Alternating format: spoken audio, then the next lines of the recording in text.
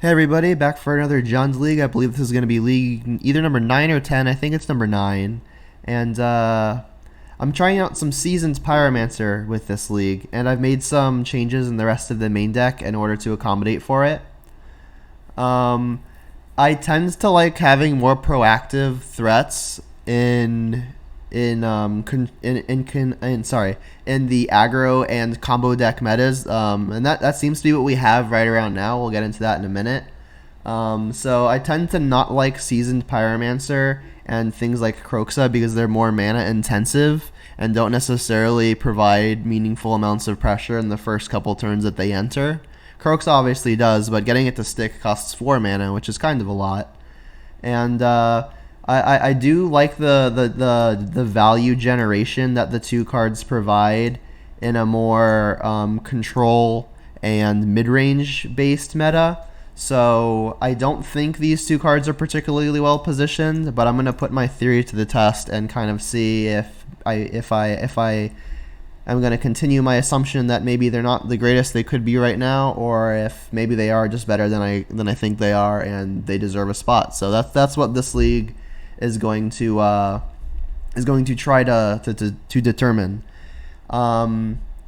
Since I am including my slower threats, I have slanted the sideboard to kind of help the more combo-y matchups that we may be facing. Because like I said, these are the slower threats, and I expect to be losing percentage points versus the combo decks where you really want to stick the fast threat. I'm playing Anger of the Gods as a sort of catch-up card in case we play against Prowess that deploys too many threats. I'm playing Damping Sphere as another way to combat combo decks like Ad Nauseam and combat stuff like Storm and even Tron. I'm playing Ancient Grudge just as a cute one-of in order to further take advantage of stuff like Seasoned Pyromancer. It's kind of like drawing an extra card if you're discarding a card that's a spell, but you still get to cast it. And it's also just a cute combo with the other discard outlets that you've got naturally in the deck, like the Lilianas of the Veil. Including Seasoned Pyromancer and Kroxa definitely slants the deck more towards being black-red splash green as opposed to the traditional black-green splashing red. So I've shaved down on Scavenging Ooze. Kroxa and Seasoned Pyromancer, while being slower threats, they are still threats. So it's kind of hard to trim interaction in order to include them because I don't want to lose on the interactivity that Jund naturally has associated with it. So I had to shave threats elsewhere. So I'm not playing Dark Confidant, and I'm not playing second Scavenging Ooze. I also have had to shave down on Kolagon's command. I figure that if I'm playing more expensive threats, I have to keep my interaction lower to the ground. That said, I've also removed one interactive spell. I was playing one Assassin's Trophy before. I know in the previous video I had mentioned wanting to either play another Decay or Terminate over it, but in order to make room for the Seasoned Pyromancer and Kroxa package, I just had to make cuts. I was unwilling to make cuts from the 12 1-mana spells. I don't think I can cut Tarmogoyf, especially when, like I mentioned, we're bringing in slower clocks, so I still want to have access to one of the faster clocks. Again, I cut down to 1 Ooze because we're mainly just splashing green for Renin 6 and Bloodbraid Elf. We really don't want to have lots and lots of green commitments, especially with double black and double red, both at 3. To help accommodate for the change in mana restrictions, instead of playing double Overgrown Tomb and 1 Blood Crypt, I switched to 2 Blood Crypts and 1 Overgrown Tomb. Again, usually we're black green splash red, at least it feels like that, but now I feel like I'm definitely black red, more so splashing green. So I've got the 2 Blood Crypts and a singleton Overgrown Tomb. I've kept the fetch split the same. Those largely don't matter most of the time, so we're just going to try the classic 4 Verdant, 3 Bloodstain, 1 Wooded Foothills, and see how we like it. The rest of the sideboard's pretty standard. I'm including another Alpine Moon. Again, I feel like we're going to be weaker to combo than we usually are, so Alpine Moon is just another way to interact with things like Amulet Titan, Tron, and the like. So with that, let's get into a league and see how we do. Oh, sorry, even before that, I almost forgot the metagame breakdown that I like to do with every video. It's pretty much the same as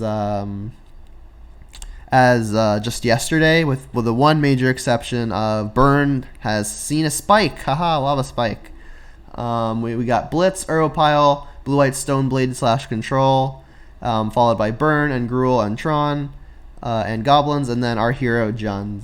So I'm expecting to have a good matchup versus things like Blitz, Blue-White, and Goblins. I expect to have a fair matchup versus things like Uro and Eldrazi Tron. Both of those are coin flip to bad. And then I expect to have harder but very winnable matchups versus Burn and Gruul Midrange. And then obviously we've got a slew of random gobbledygook down below. So now that that's done, let's get to the actual league. Let's turn this over here. Alright, so let's go to the league play match.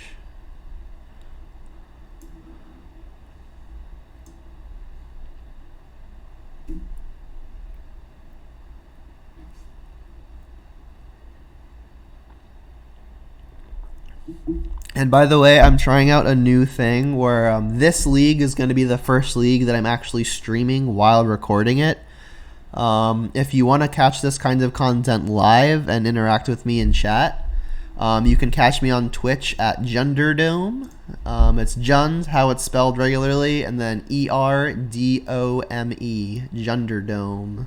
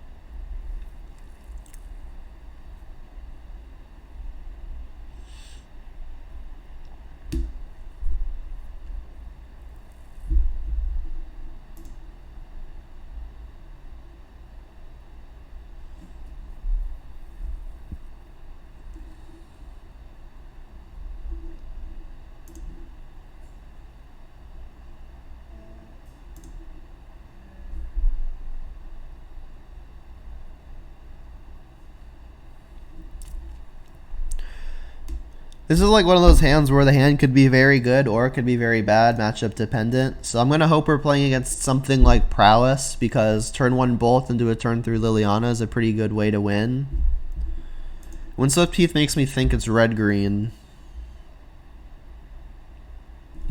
And it is red-green. Luckily we've got Forest, but we don't have a way to access basic Swamp yet.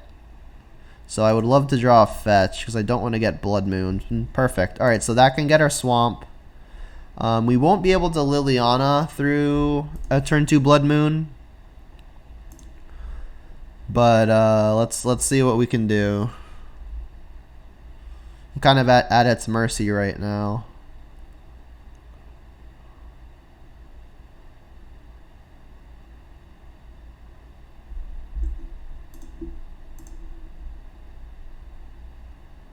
Pillage. That's even ruder. Alright. I'm not going to just bolt for no reason.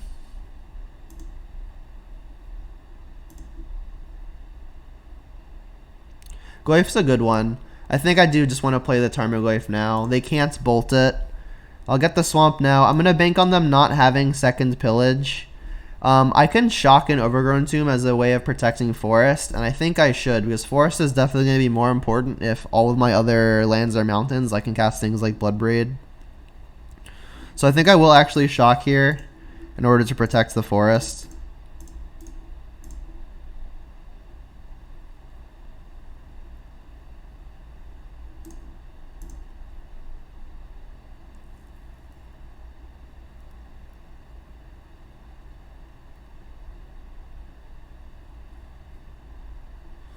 Alright. No Liliana for me. Alright, so fetches no longer are fetches. I could bolt them in order to get the Goyf slightly larger. They don't really have a whole lot of really good bolt targets other than their mana creatures, and the mana creatures don't mean a whole lot anymore, so I don't think this bolt to the face is even super crazy necessarily. In fact, I think I'm just going to fire it off. Make Goyf hit for a little bit more.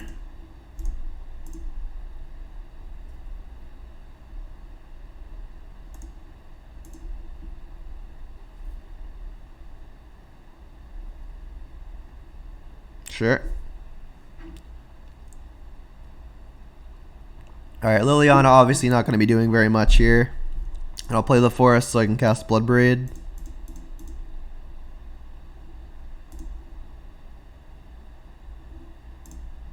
Alright, well, that's not something we're ever really going to be escaping. We're going to need second swamp. We've got the mountains, that's for sure.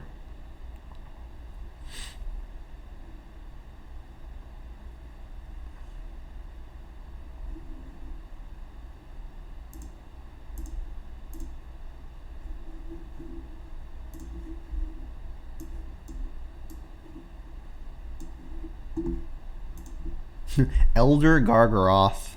And that's something they could have casted next turn, so I gotta assume they've got something powerful to follow it up with.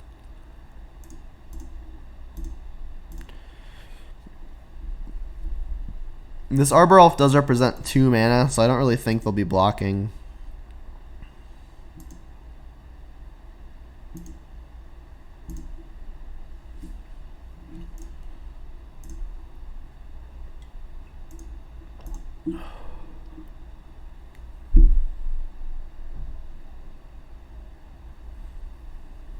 It's just another one, sure. Yeah, that's annoying. Alright, well, Thoughtseize is a little too late. So it's a 6/6. You know, I could always Thoughtseize myself to put Planeswalker in the yard, make my Goyf a 5/6. They've already got Sorcerer in the yard, though, so that doesn't actually outsize the Gargaroth. They also have to Thoughtseize them. Not looking likely to win this game, though. Yeah, okay, it's a land. Don't think I'm beating a Gargaroth, but I'll give it a turn.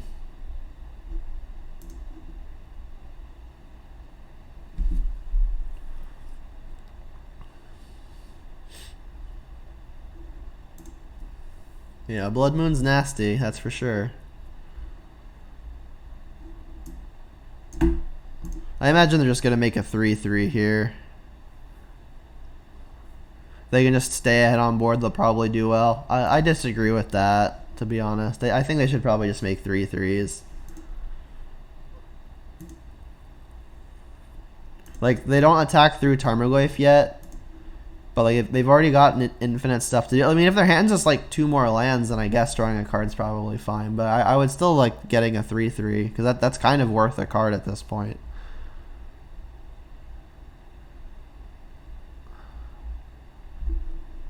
Stomp me.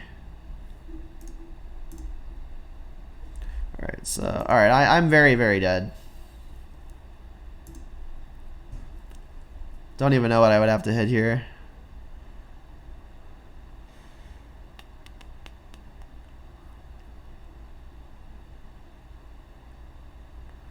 Yeah, Kolaghan's Command buys back Bloodbraid.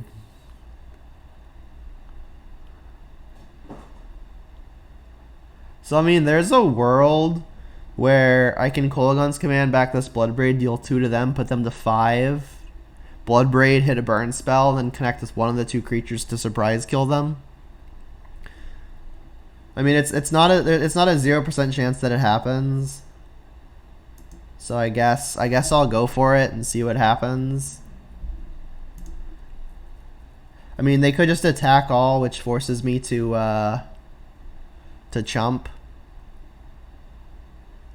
This is just like another stomp. If it's another stomp, it just straight doesn't matter. Alright, I mean, it just straight doesn't matter, because now I have to block the Gargaroth. I guess they could still attack all. And then this play could, in theory, work.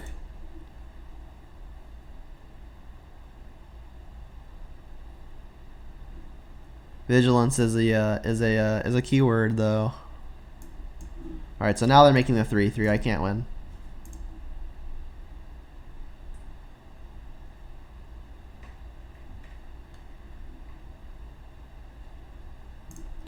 All right, so Gruul.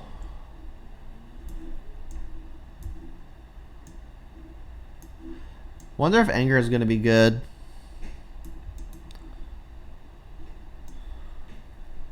Doesn't kill Gargaroth, that's for sure. They might bring in stuff like Kitchen Finks, though. Gets rid of all the elementals. It gets rid of Seasoned Pyromancer without them being able to exile it from the yard to get more elementals. I'm on the play, so like this might be the time for it if there's going to be a time for it. I'll give it a shot. Maybe some mix of spell bombs for Seasoned Pyromancer considerations.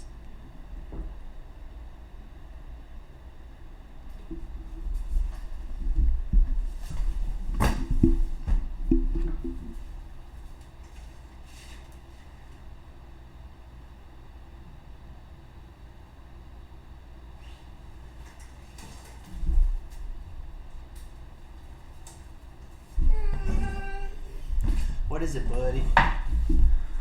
What's up, buddy?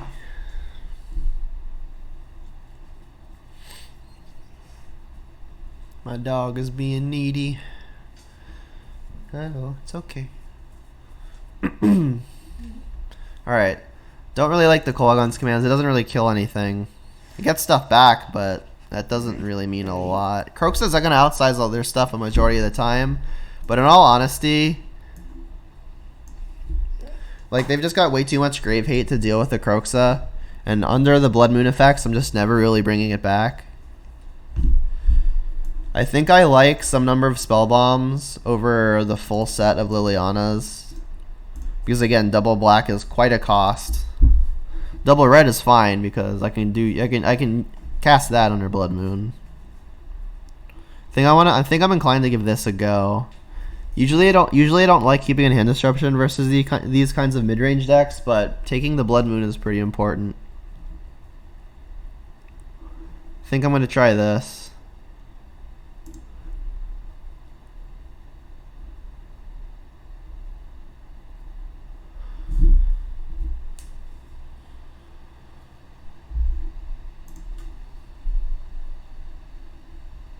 Clear mulligan.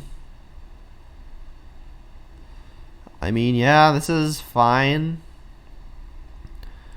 I can turn 1 Verdant, get a basic into turn 2 Blackleaf Cliffs, buy it back. If they don't Blood Moon me by then.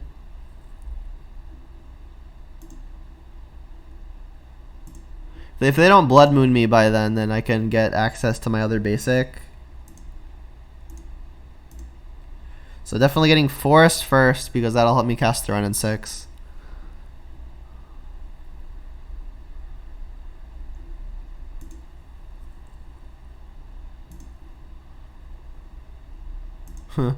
Not ideal.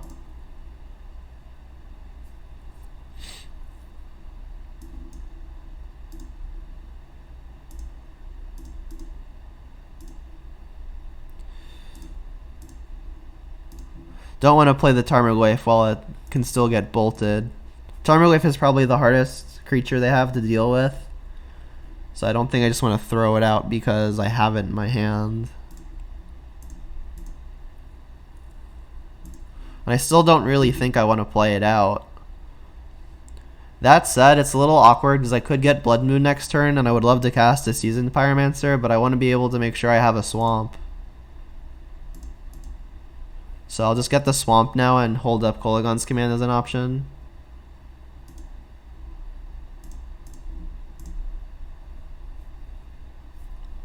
These Blackleaf Cliffs have become pretty awkward. Still not going to cast Goyf into a Bolt. They'd even get stomped right now. I guess not now. Remember, Stomp is part of a creature. So it does not actually go... It doesn't have that funny interaction with Tarmogoyf where like there's an instant in the yard, state-based actions are checked. They're going to discard. Alright, well I think I'm just going to let them discard a card. They discard a pillage. Okay. Alright, well now... The combination of having a land in the graveyard and them bolting means that my Tarmogoyf would live through a lightning bolt. But if I get the land back, it no longer lives through a lightning bolt. So I could always just sacrifice this, then plus targeting nothing, which would have been a reason to play a Blackleaf Glyphs now. I mean, I think I'm content just continuing to get my value. I'll just keep returning the land and not playing the Tarmogoyf. I'll hold up Seasoned Pyromancer. I'll hold up Kolaghan's Command again. Also have Fatal Push.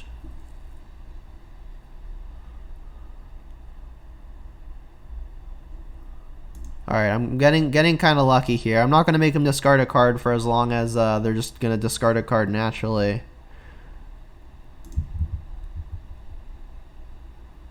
Alright, now they've discarded a creature, so Tarmogoyfs are not dying. So I think I'm just going to deploy 2 Tarmogoyfs here. I need a fetch to get a second green.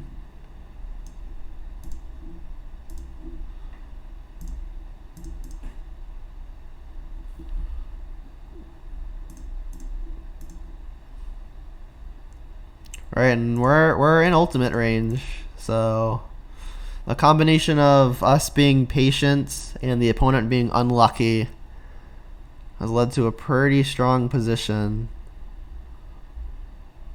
Alright, they're forced to bolt. Alright, so our Tarmogoyfs didn't get bolted.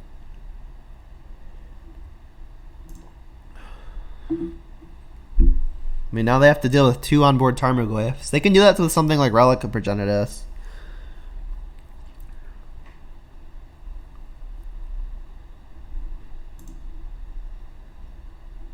Alright, so we got to imagine this is making 2 elementals on account of the opponent missing a bunch of land drops.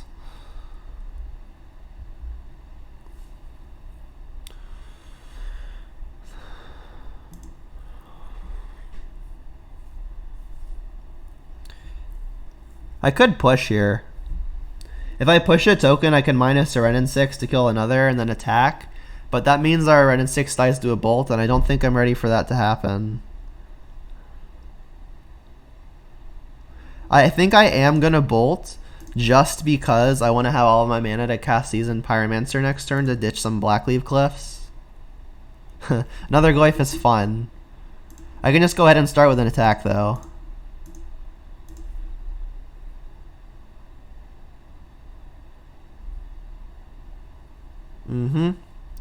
This makes some sense.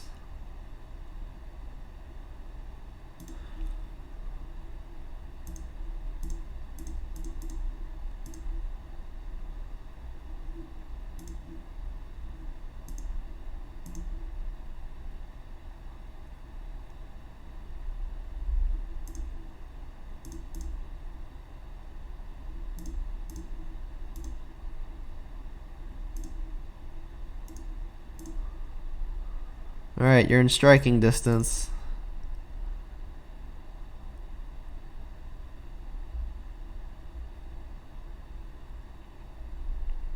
Yeah, I mean, the opponent's hand must have just been really, really good if they hit a land. But, I mean, they didn't have turn 1 Accelerant.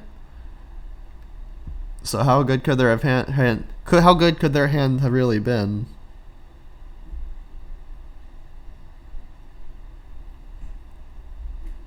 No, Bloodbraid Baloth. I mean, I guess it was just full of sideboard cards.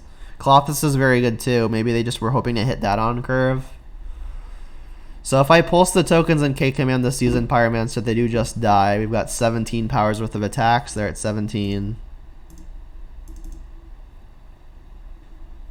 Not going to make them discard a card because they could have another Baloth.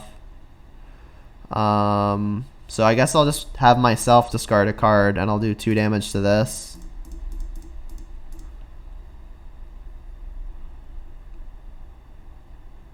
Cool. Alright, we got pretty lucky the opponent just had nothing.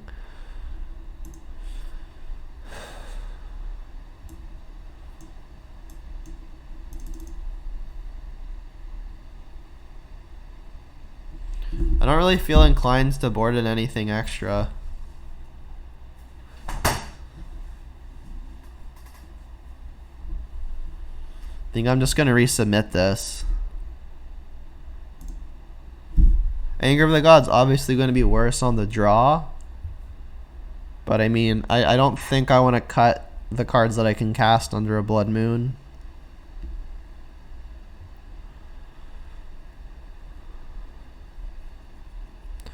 This hand's pretty close. I can kill turn 1 Accelerant if it's a creature.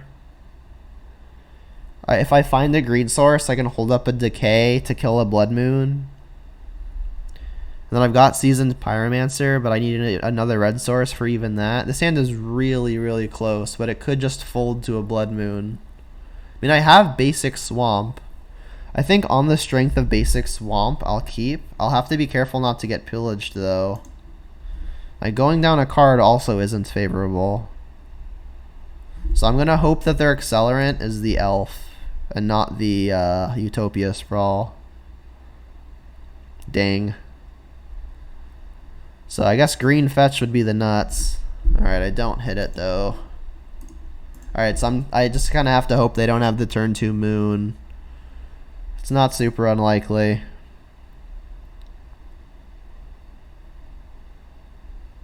Alright, well that's not a turn 2 moon. So we're live. Would still like a green source. There it is. So I can ooze now. Ooze can get stomped, which is annoying.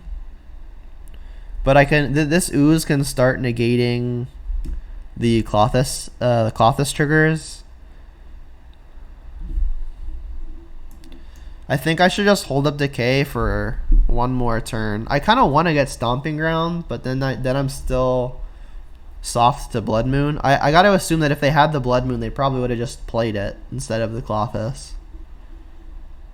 I think I'll just pass. They haven't had 4 mana yet, so like maybe this is the Bloodbraid turn. I can bolt the Bloodbraid. Doesn't feel great, but it'll buy me time, ideally. They could also just like Greater Gargaroth me this turn. Just cast a Baloth. Yeah.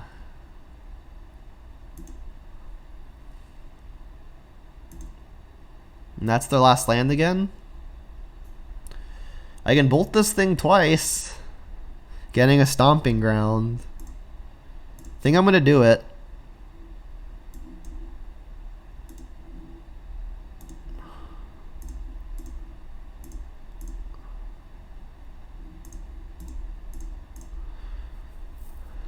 It's obviously a card disadvantage.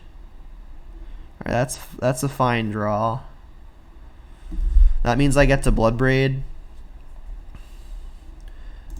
So I can cast my Scavenging Ooze now, and then I can munch on whatever they target with the Clothis as a way to negate the activation.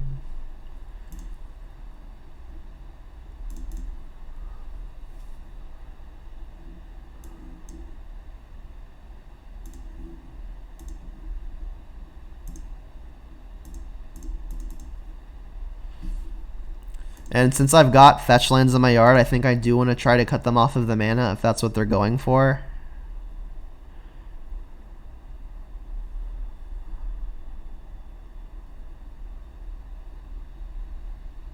I mean, I could just hope they continue getting unlucky.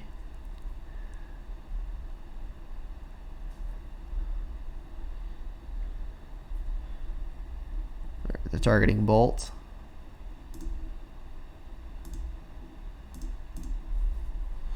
Alright, counter that. This means it's still exposed to stuff like Stomp, but I mean it's exposed to Lightning Bolt too. Like I wasn't unexposing it from Lightning Bolt this turn. Even if I eat the Baloth, they could Stomp it in response. So I think countering this activation is probably the best use of it this turn.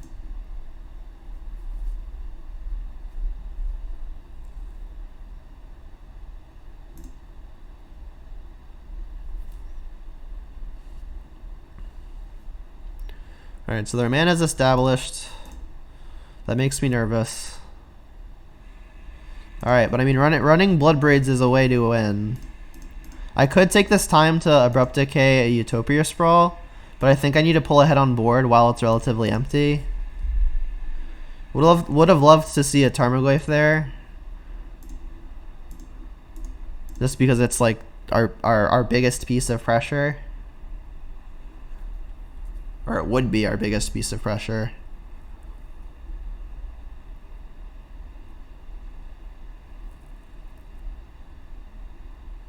Our hand's got some fight in it though. It's gonna be pretty difficult to beat a Gargaroth though. If they hit a mana source. I guess like they could have even targeted a land as a mana source.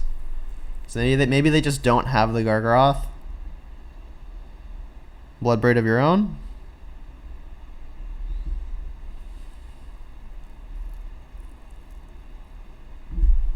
Just a 4/3, okay. And the bolt, yeah, annoying.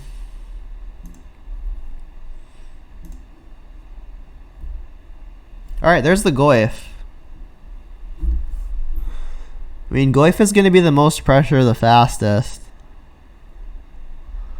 Like, I could use this turn to Tarmogoyf plus hold up Abrupt Decay. Or I could just cast the Bloodbraid Elf. We've got instant creature land in the yard. So decaying a Bone Crusher doesn't really add anything, but decaying a Utopia Sprawl does. Or even spell bombing and then decaying would do it. They're gonna get to remove an instant or a creature, but that doesn't actually change anything. I mean, if we Bloodbraid into something like Liliana, the ceiling is so high, and this trades anyway, I think I'm gonna take the risk to cast the Bloodbraid here, because this gives me the highest chance of pulling ahead as opposed to just staying stagnant. Alright, not ideal, but better than nothing. Alright, they do have a Gargaroth. I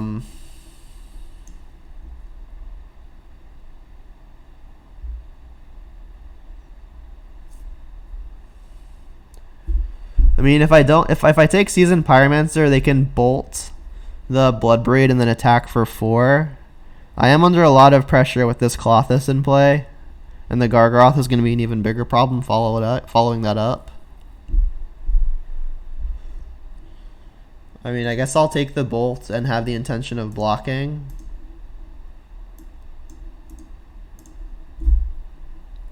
Yeah, but I think we are officially behind, given this Gargaroth. Like, if they didn't have the Gargaroth, there's a chance we can turn the race. The Klothys is already making it hard, given it's indestructible. Alright, they're not going for the land again, so I guess they're just hoping to draw it.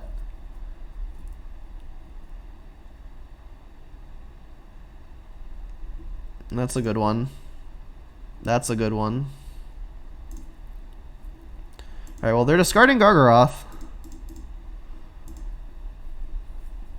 Still gonna have not a great time versus the rest of this board, though.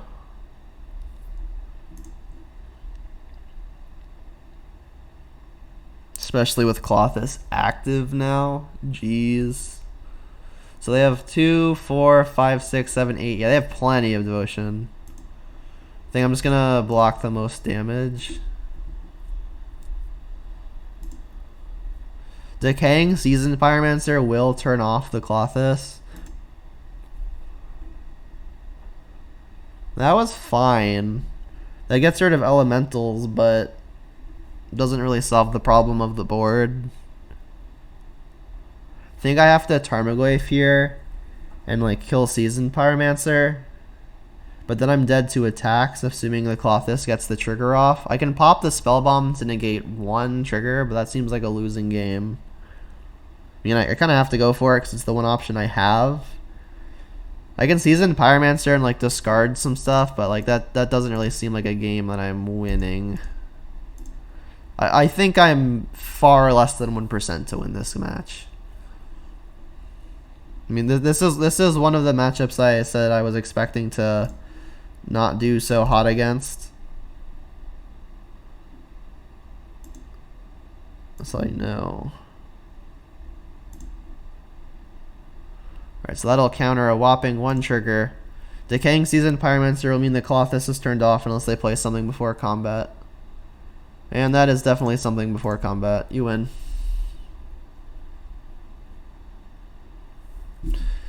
Alright, so we got a rough matchup round 1, and it showed. I think their threats just by far outclass our own. Like I said, like Seasoned Pyromancer really shines versus the mid-range mirrors, and this is one of the few that we expect to see, and it really kicked our butts. Just every single one of their creatures generates multiple bodies or multiple cards, and we can't really keep up with that. I think I've played against red-green probably about 10 times now, and I think I've won like 3 of them. So definitely winnable, but I strongly think not favored.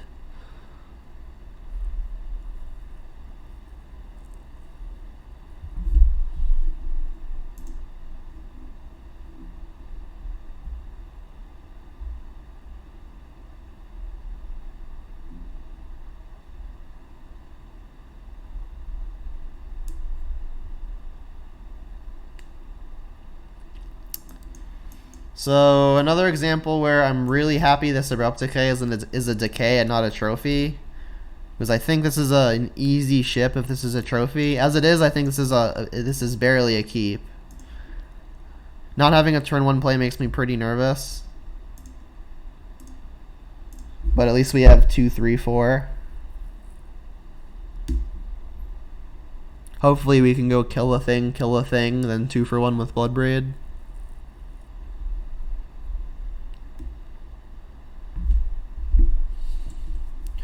So looking like just Bant pile, probably something Uro related.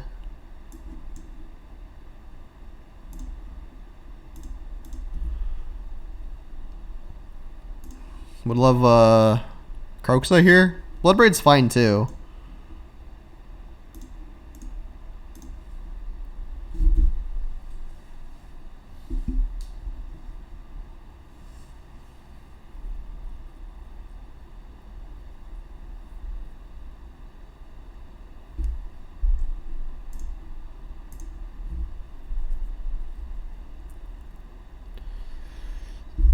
Don't think I want to decay a 1/1.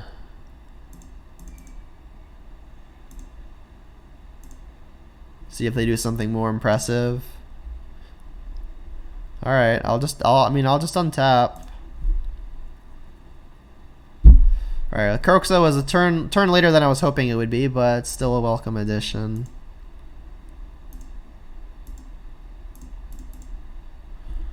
I mean, next turn I'm just going to go Bloodbraid, and the turn after that I hope to Bloodbraid.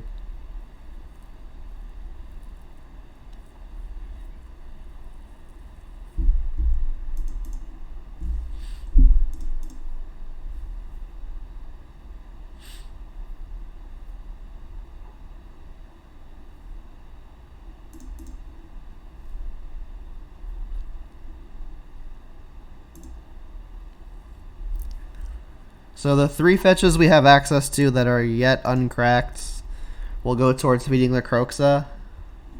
So, I mean, I still think I want to be casting both of these Bloodbraids before the Kroxa, especially if the opponent's going to start passing with mana up. I think I'm okay taking 1 for the time being. Obviously, I have to now, but I did have the option to kill it the turn prior to the Kroxa turn. Alright, and they missed a land. Interesting. I just misclicked. That was just an honest misclick.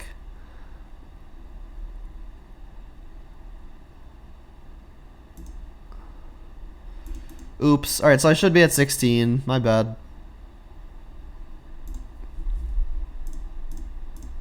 Like these Bloodbraids, that was a little hasty.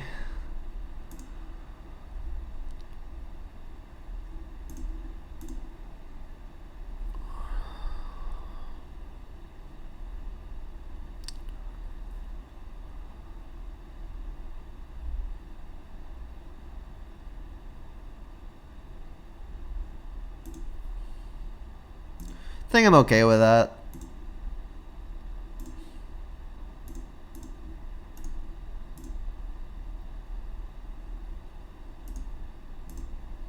Yep. I mean, it may come down to a race, so hopefully those 2 points don't swing it. Very well could.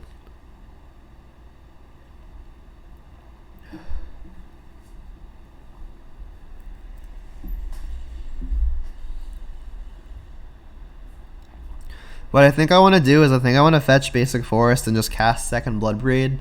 This is looking a lot like the Cryptic turn. And then I'll hold up Stomping Ground because I'll have the option of bolting, or if I hit a Scavenging Ooze, I can activate it. There's only one in the deck, but it's still a possibility.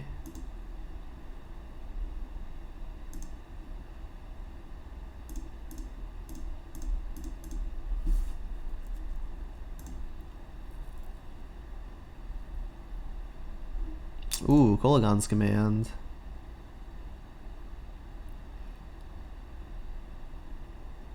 I guess I'll do 2 to the Ice Fang and have my opponent discard a card.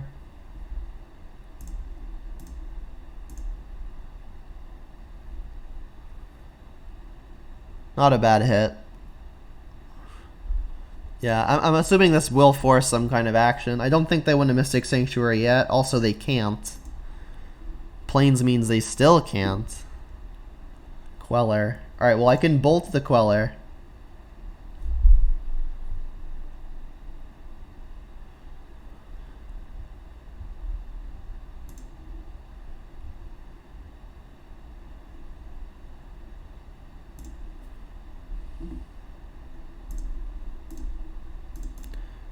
Hoping to dodge another Force of Negation, which they very well could have.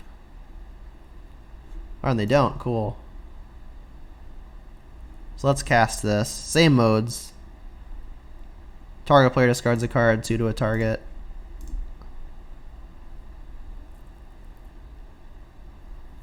No Uro, please. Although this Plains makes their Uros pretty awkward, because obviously you can't escape off of a Plains.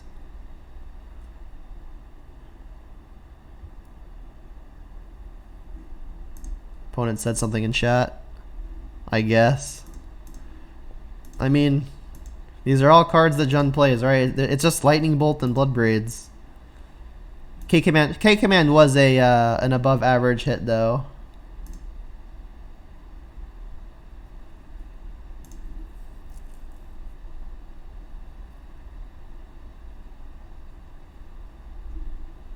Noble. I don't think this is Bant Spirits. There's this Bant Pile? Alright, well that gets rid of Bloodbreeds. But they are just dead actually. Because we get to decay the Deputy and then just pulse the Hierarch. They're at 6. We have 6 points worth of attacking. Which I guess means I should lead on the Pulse. I'll lead on the Pulse on the Noble Hierarch because Abrupt Decay can't be countered. So I'll do this first, then do this.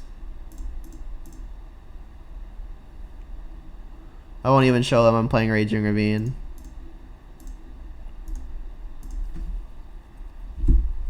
Sweet. Alright, so I guess that's just Bant Midrange.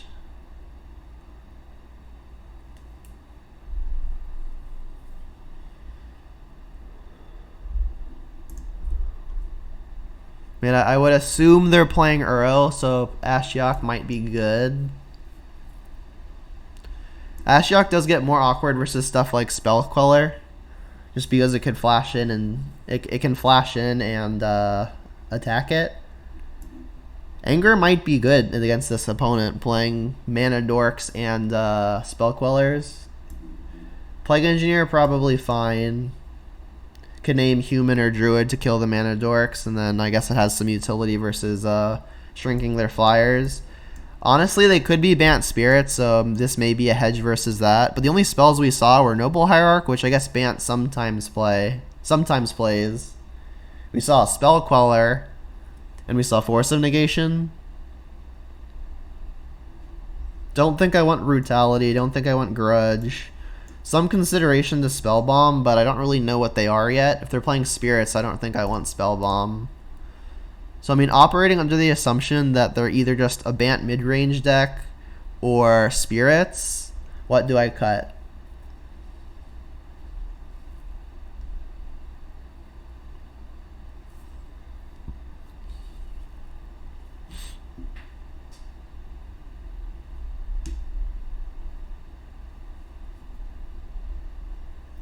Honestly, Kolaghan's Command doesn't do a whole lot versus a Spirits player.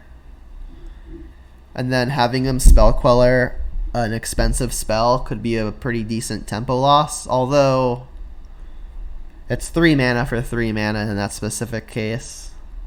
I gotta make 5 cuts in a minute. Alright, assuming it's a mid-range deck, I think I want to shave on some of the hand disruption spells. I'll leave in Thoughtseizes over some Inquisitions. Let's cut 1 Liliana while we're on the draw.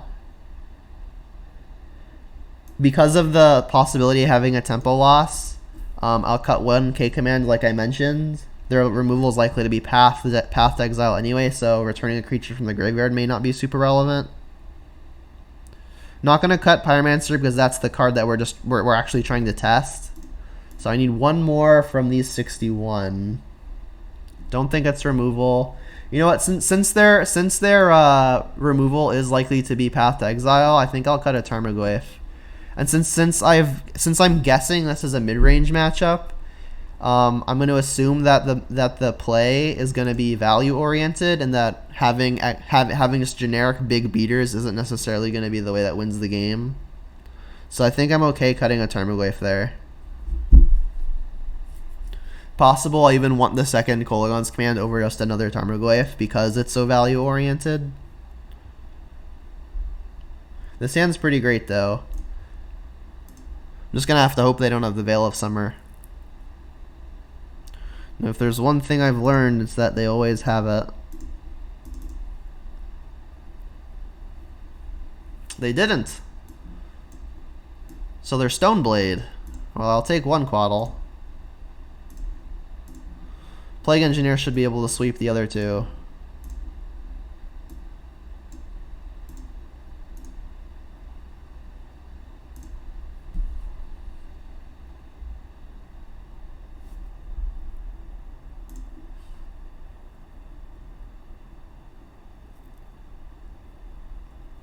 Ooh, Red and 6 is really good here.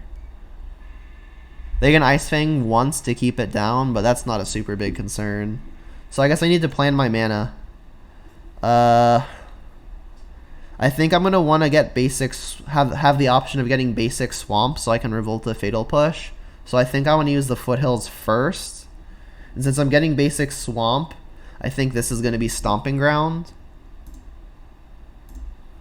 Definitely have to get green for Ren and 6, and I don't mind having multiple red with double Bolt in my hand.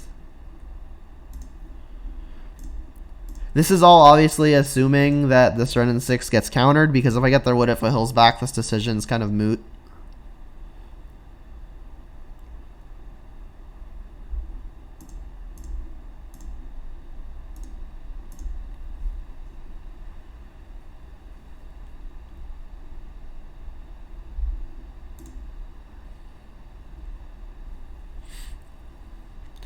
So I like my hand versus Stoneblade because it's going to be kind of hard for them to actually equip something given all my spot removal.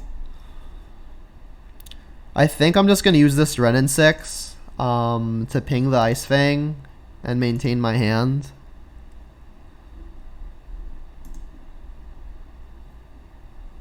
I mean, this could also just be a Spell Queller turn. I don't think drawing that Pulse changes anything. It's such a disaster if I Plague Engineer naming Snake and they've got Spell Queller that I think I'll just hold the Engineer and continue using the Ren and 6. They'll get to Ice Fang the second time and attack it down to 1, but then I can use removal and continue plussing.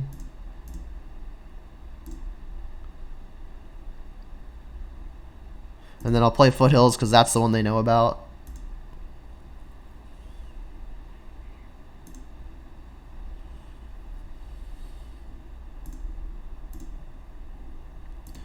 And then this is fine. If they try to spell queller removal spell in combat, I think that's fine because then I can continue removing stuff. All right, well that'll give exalted, which is annoying. All right, well it's resolving. Let's see if they want to do anything else.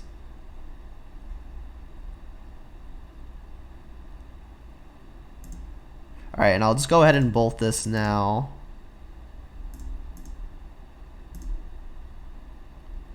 And then if this gets spell quellered, I can bolt the spell queller, and then all of this still happens for me. And then I can untap Renin 6, the Noble Hierarch. Don't think I'm super worried about 4th Icefang Quaddle ambushing my Renin 6.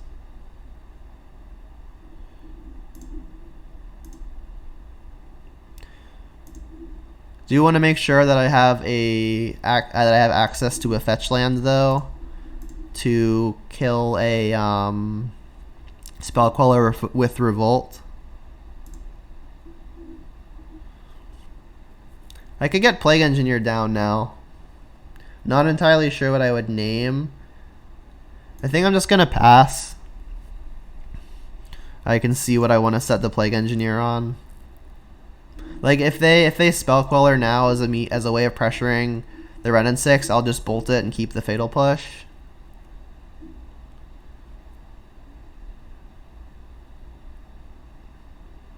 Typhoon. Sure. I think I want to kill that too. I do have backup Renin 6, so maybe letting them have this is fine. But I mean, I feel like the card generation is probably just too important, and I should just get rid of this now.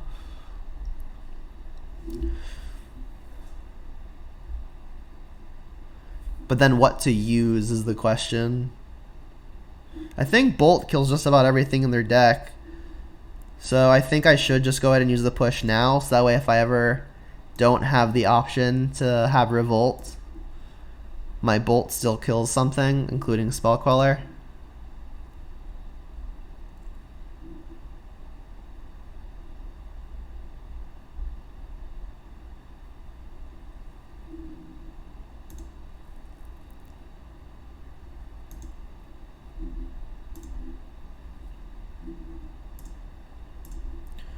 Now I can Plague Engineer naming human again. And then if they Spell Queller that, I can bolt the Spell Queller. And then I still have my Renin 6, and they have no equipment for their Batterskull to attach to, but they'll still have the Batterskull, but then I can pulse the Batterskull. So right now everything is lining up pretty well. So this is Human Druid. Is there a reason to name one over the other? Alright, so just as we drew it up, this is going to work really well.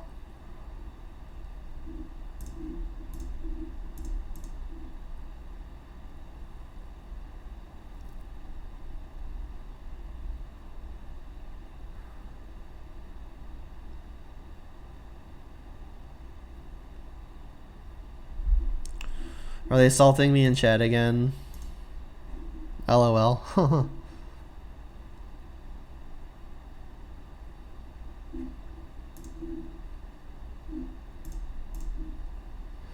I think I should just name human.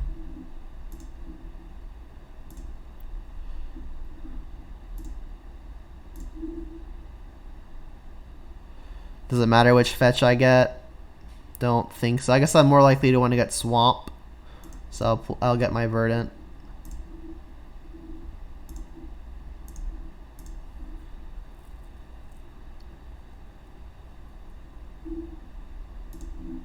So now if they Batterskull, I'll pulse the Batterskull.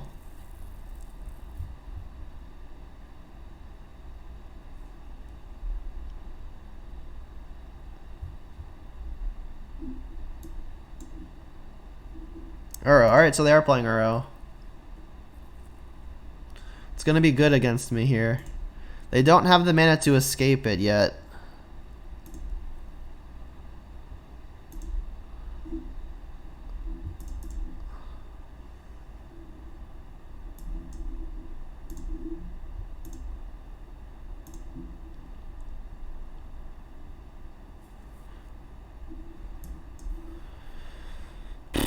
My draws have been awkward since before this Uro.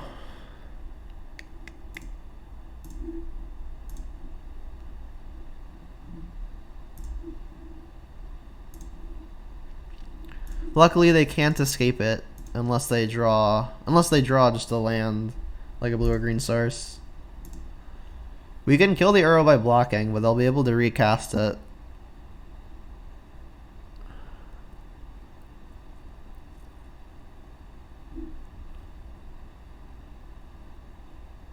No more shock lands to get.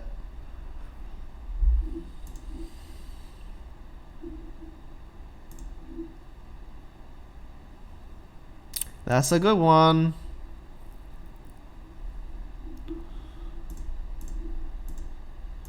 Again, in case I hit ooze, I think I should try to leave up my green.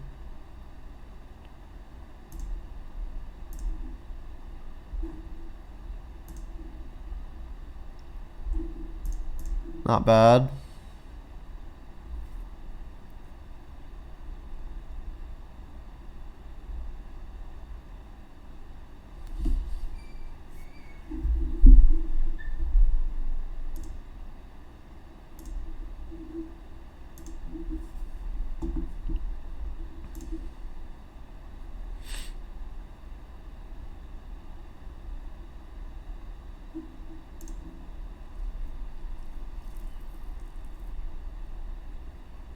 More spell quellers, huh?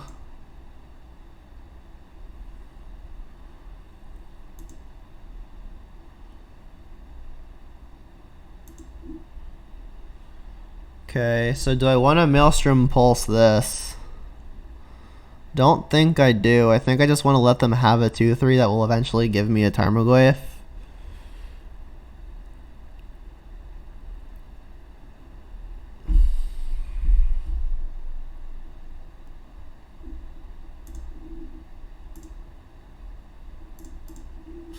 I'll let them trade with the Plague Engineer if they want.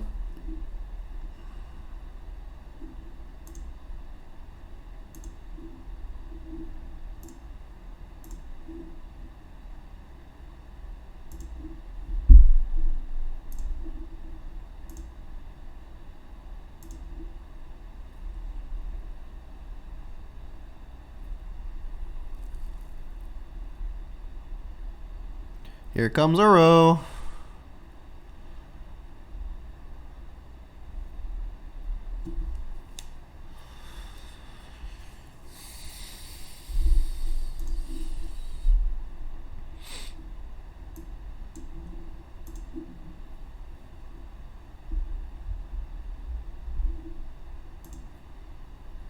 So I guess they're just not playing Mystic Sanctuary, because they don't really have many targets.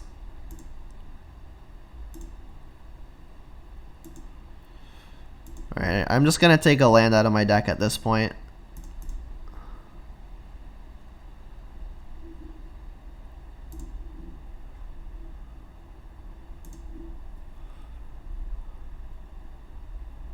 But we drew one anyway.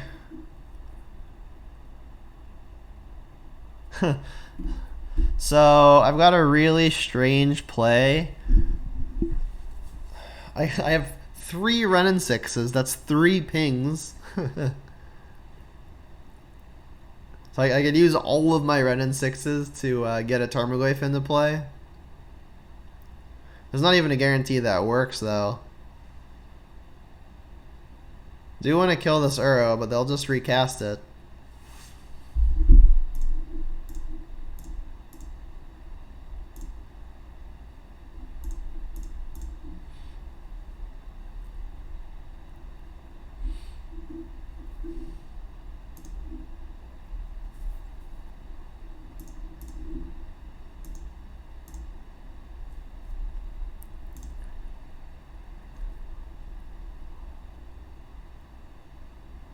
Darn.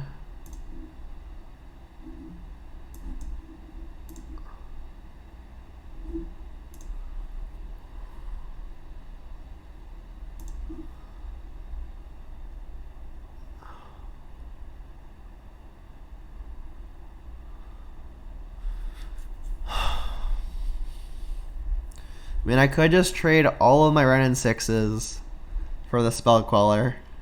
I mean, it's kind of like... So, I mean, it's 3 cards to kill 1 card and get a card. So, I mean, I'm 2 for winning myself, ultimately. But, I mean, I'll have a Renin 6 left over. It's a strange play. The issue is, like, even if I get the Tarmogoyf back, the Uro's just going to outsize it. My only land left to get is a Swamp.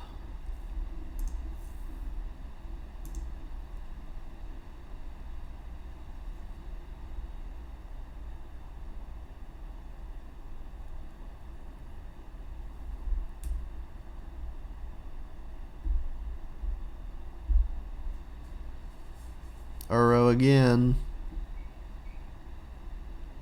This thing just does not die.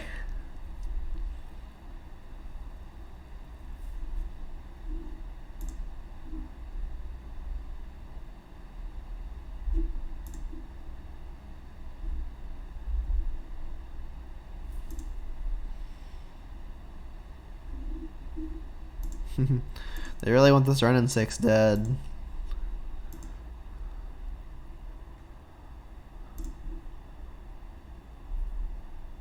Jeez. Ugh, disgusting.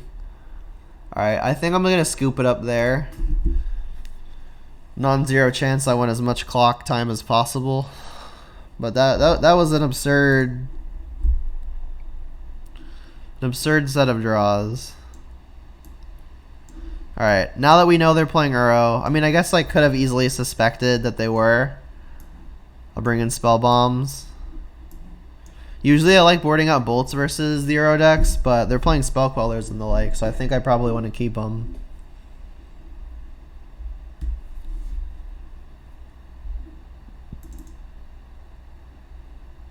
Tarmogoyf is the biggest threat, but like I said, and as has been demonstrated, this is very clearly a value-oriented matchup. So maybe just having the beat stick isn't super relevant. Don't really think I want this Anger of the Gods anymore. It's just kind of the clunkiest removal spell.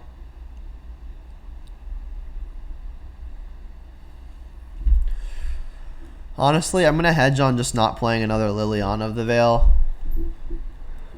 Their flash creatures make it super awkward.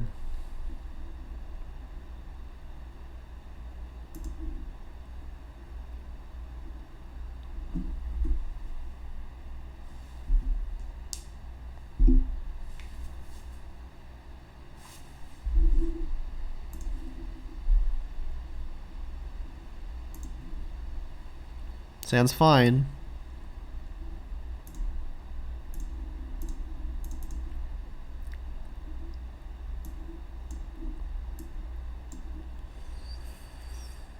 Their hand's pretty good. I guess what's going to be the most annoying long run? I can't kill their Noble Hierarch next turn, which means they're going to get to turn 2 to Fairy. So it's possible I should just take their 1 mana play. And then like they'll play a 2 mana creature to which I can Liliana Edict.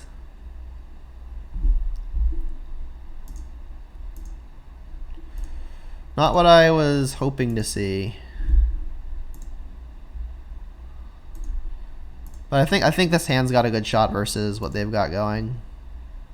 Alright, well, we got Moto bugged, right?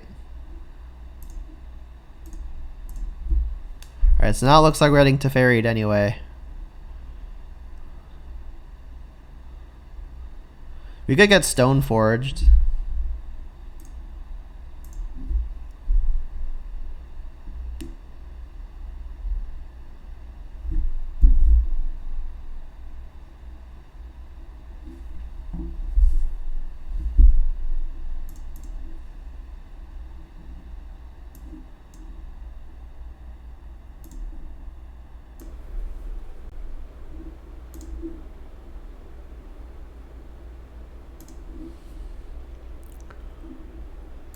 That would have been good.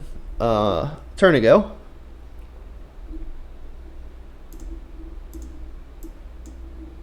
Pretty sure Blackleaf Cliffs is happening here. I think I want to get the Liliana of the Veil in play. The issue then is that they'll be able to Stoneforge, and I won't necessarily have removal for it by the time they get to activate it and put a Batterskull into play. If I play Plague Engineer, I can name Human, but then Teferi can bounce it and undo my turn. So it's possible I just play Red and 6 here and just ping the Hierarch. Get my value engine down. Getting my value engine down that leaves me with the removal spell, and doesn't undo my turn when they Teferi seems like the best thing to do.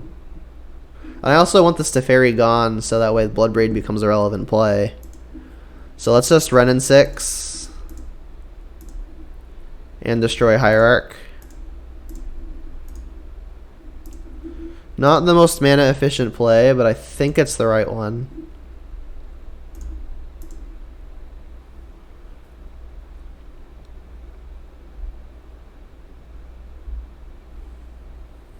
This also just gets a value engine in play too.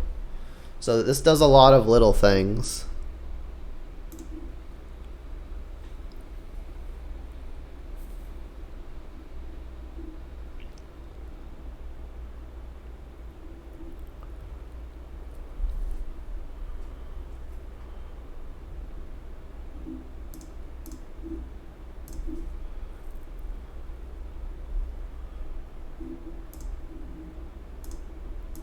So let's make sure they don't have anything to equip a sword to.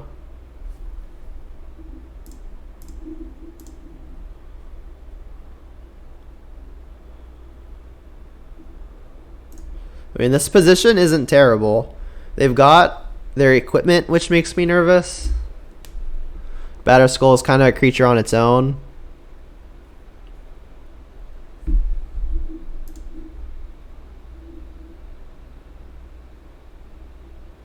Alright, well, Ren and 6 can take care of that. I could also just Plague Engineer to take care of it if I want to, like, get my Wood of Foothills back again this turn.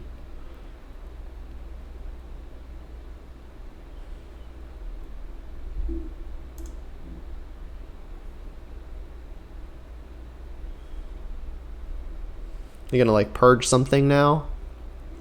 Maybe they're gonna purge the Ren and 6 to make sure that their bird sticks around to carry in equipment.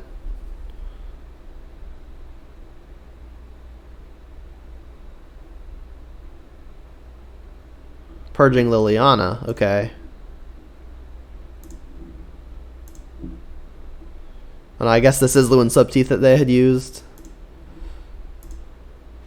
So they got Batterskull, Sword, +2.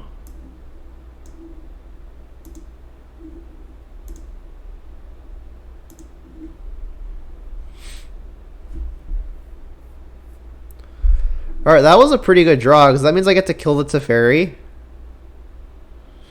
Start playing at instant speed again. So I think I want to kill the Teferi, play Plague Engineer, name Bird, and then buy back Wood of Foothills.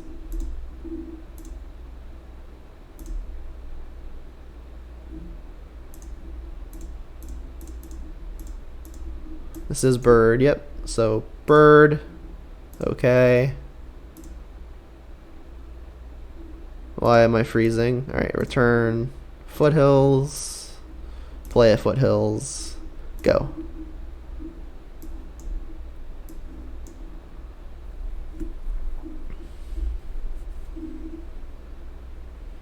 Alright, so we've got mana advantage.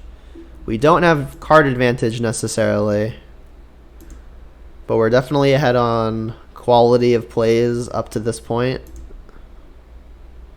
Ren and 6 can take care of this Ice Fang, not a big deal.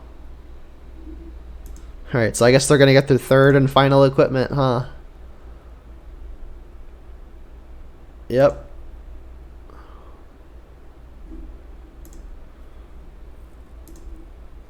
So I would love a removal spell here. Removal would be king, because I don't necessarily have a way to get rid of this 1/2 right now. That's a removal spell, all right.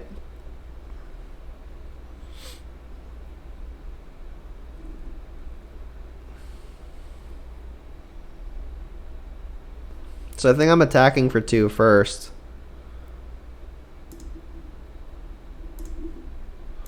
possible I even want to do this and just do it now to play around Spell Queller.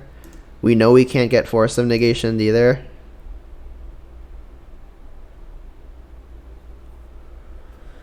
Although I could use the Kolaghan's command to actually like destroy the equipment that gets put into play and eat up their mana that way too. But if they just pass with the Stoneforge up and they put the equipment in on my turn, I will have wasted a turn's worth of mana. So I think I should just do it now. The issue then, though, is that I don't have a way to destroy the Batterskull. Alright, I think I'll pass.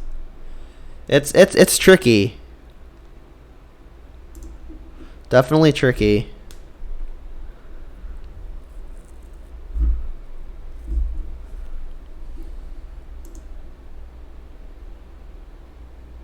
Alright, so I guess the plan is just put in an equipment now.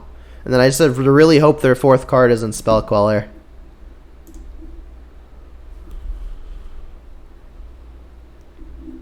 So what I can do here is I can minus the Renin 6 on the Stoneforge Mystic, and then cast the other Renin 6 and minus again. That'll force them to put the equipment in now. Alternatively, I could just attack with Plague Engineer, and that's another way to force them to put the equipment in now. And then, but the thing is, I still have to hope their last card isn't Spell Queller, because if it is, I could be boned. Is there a way around it? Is there a way around not being boned to a Spell Queller? I don't really think so. Like if I attack for 2, they might just put Batterskull in with the Stoneforge. Alright, I mean, I'm gonna do it. I mean, if they block with the Germ, at least the Germ is dying.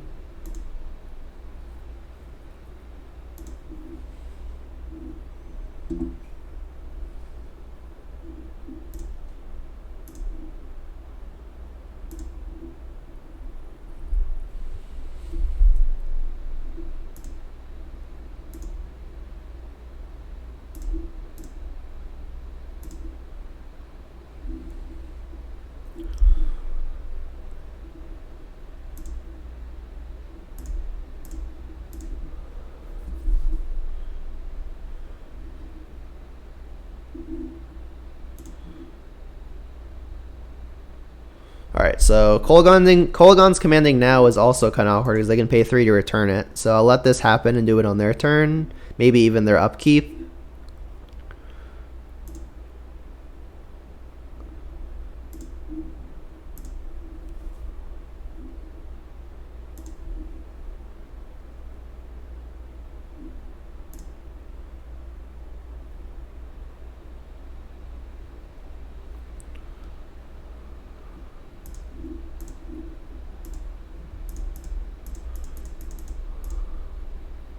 I don't think their card is Spell Queller at this point, because they probably would have Spell Quellered second Renin 6.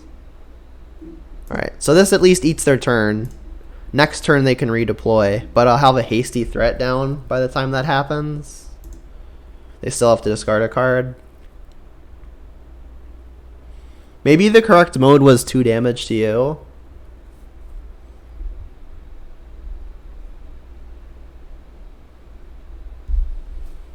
I used a lot of my time thinking this match. I think I could have done something better this game so far. They discard Batterskull anyway. Okay.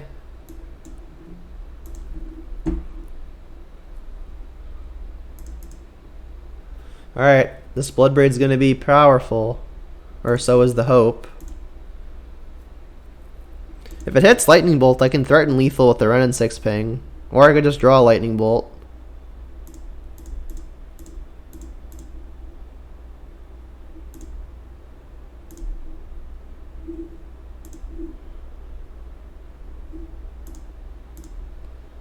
That's good.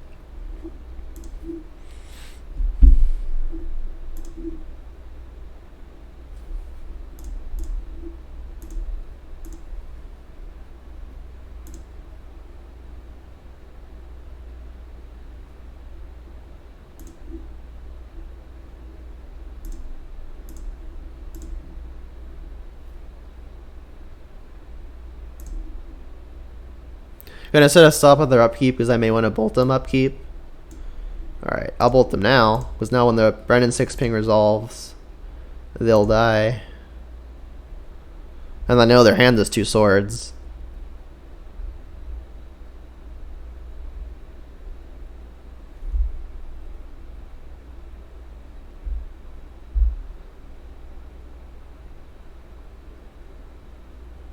Sweet, they conceded.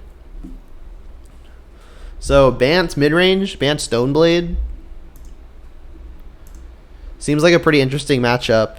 I mean, definitely the Spellqueller version I think we have a better matchup against, just because it gives us targets for our removal.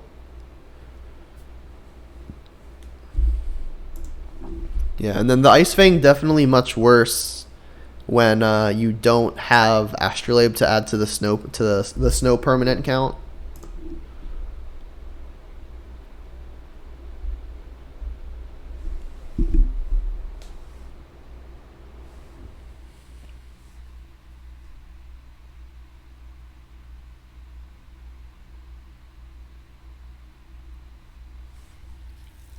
Sure. They revealed Yorian, Sky Nomad.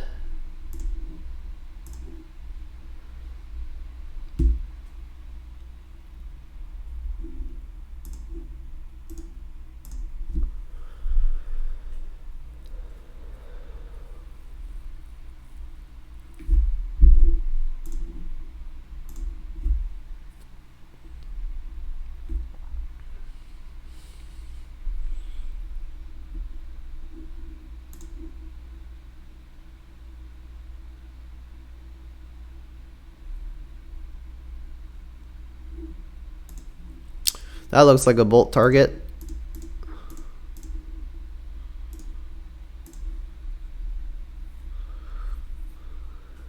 Thoughtseize is nice, but I think I want to get the pressure in. I can leverage that on a later turn. Looks like an easy Overgrown Tomb here. Gets second black and first untapped green.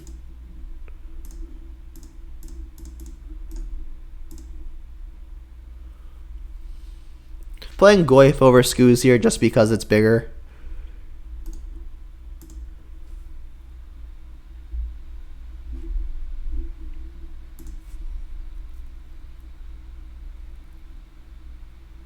That's annoying.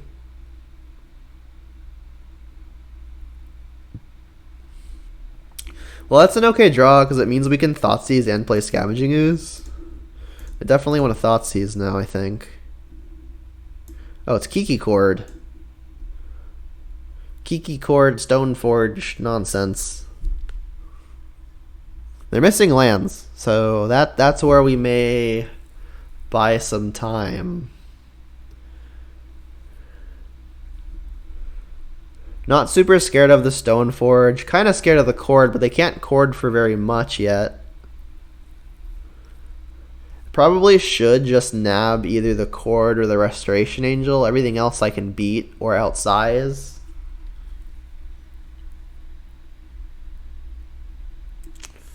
I'll take a Resto.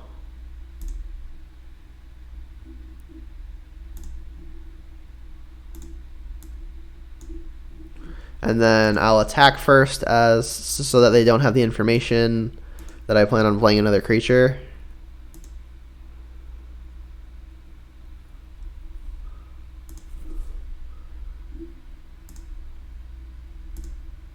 Looks like Stomping Ground here.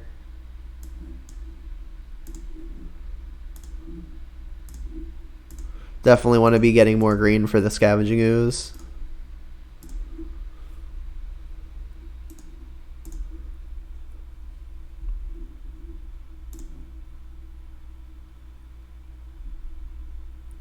And it looks like we got lucky and the opponent missed on land.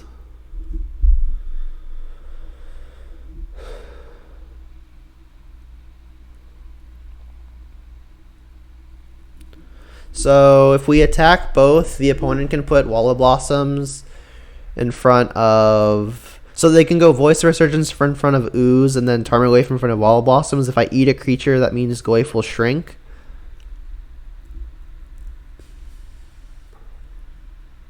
So I think I just want to Kolaghan's Command first to prevent that. And I'll fetch a basic now so that I can hold up a green to eat something.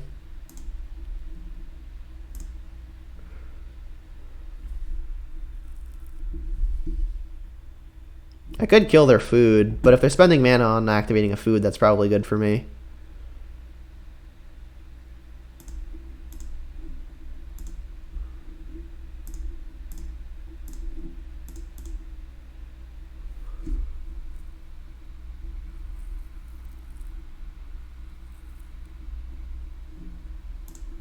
There goes the cord.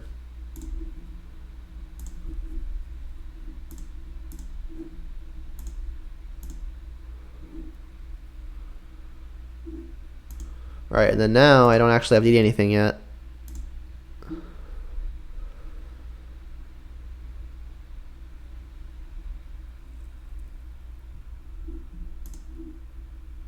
It's a good one.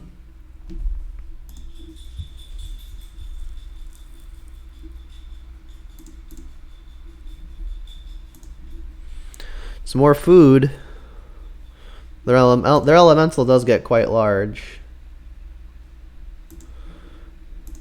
We need the creatures in the order of what's the most annoying for an Eternal Witness to get back.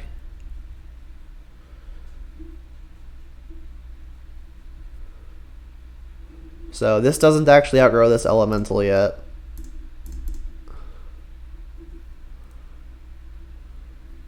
I think we're behind. Seasoned Pyromancer was really good for them.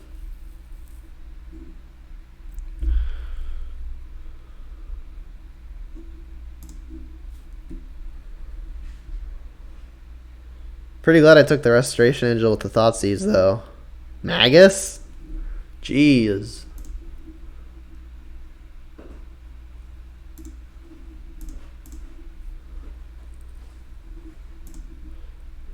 Wasn't expecting that.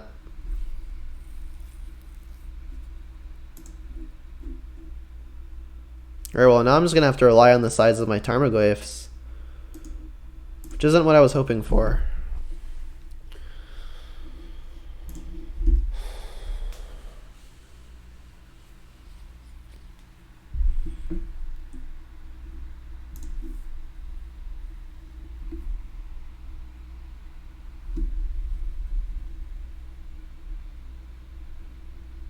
I need my own Seasoned Pyromancer is what I need.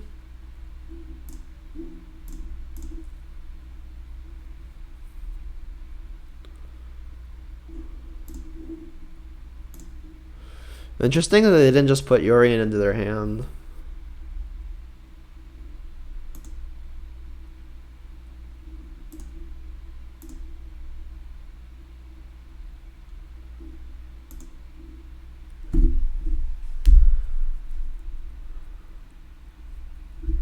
Ah, that explains it.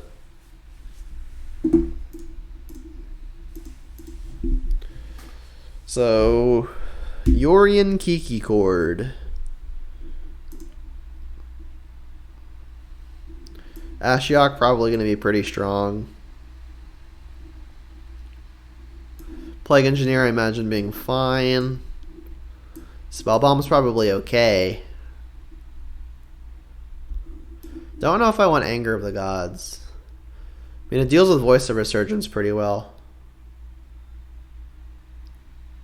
That's about it. I mean, I guess it deals with all of their mana dorks too.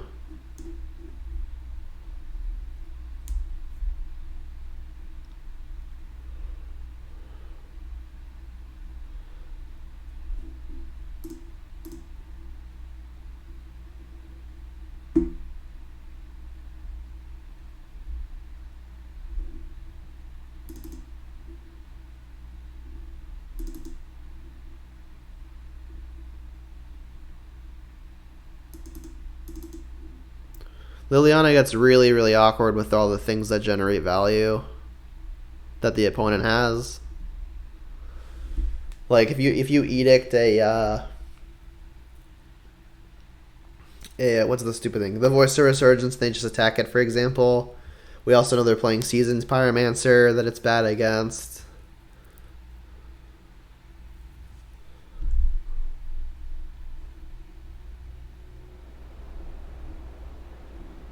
I just got another one, to be honest.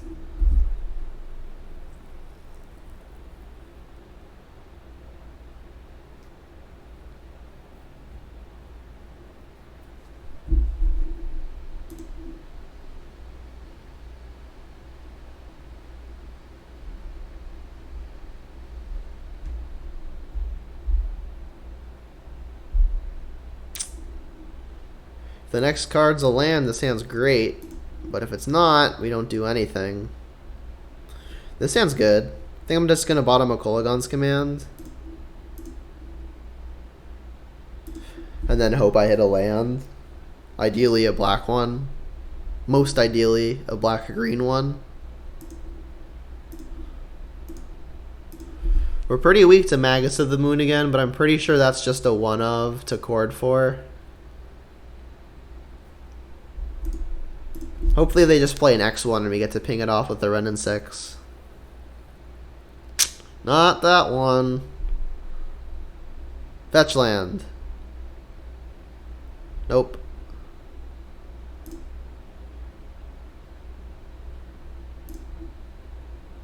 I mean, I don't have a fetch land to pair with this. But I think I'm gonna want to buy back the fetch land, assuming I draw one next turn. Playing a Grizzly Bear doesn't seem super important.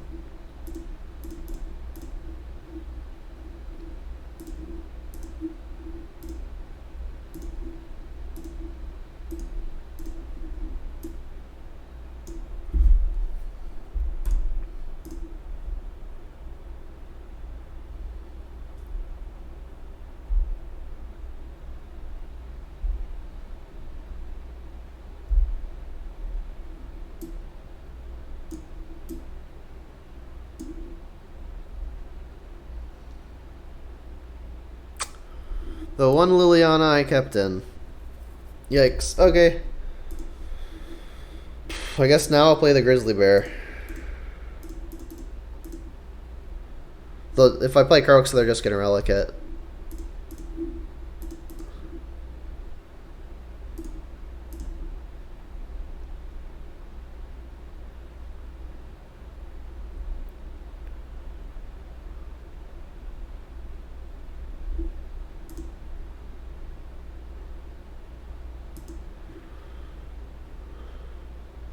Okay. Unfortunately, it's just gonna get relicked.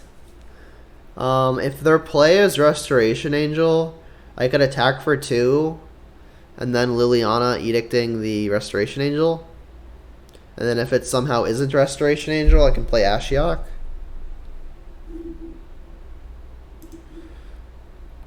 Also, this means they would have to pop the relic in order to prevent me from buying a land back with the Ren and 6, because I'd have an ooze in the yard if this is a Restoration Angel.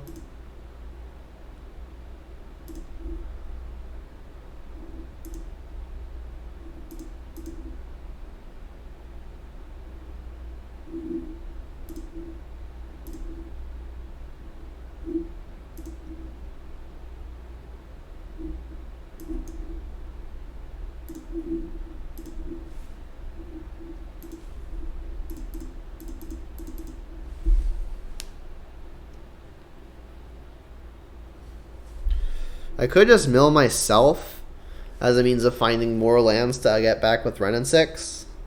Pretty sure I should do that. So if I find the land, I still want to get it back. And I hit only lands, as a matter of fact. I guess let's just get back Blackleaf Cliffs, and then I'll play it tapped. They could pop the relic. Oh, I had missed a land drop. Alright, well then this was a mistake, because now I don't have it next turn. Yikes. Alright. My bad. I forgot I missed a land drop. Alright, and then hit the Resto anyway.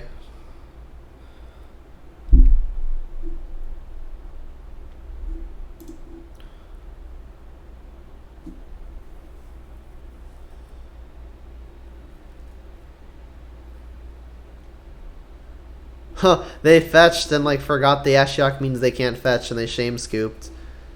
Maybe they were gonna go for Kiki-Jiki.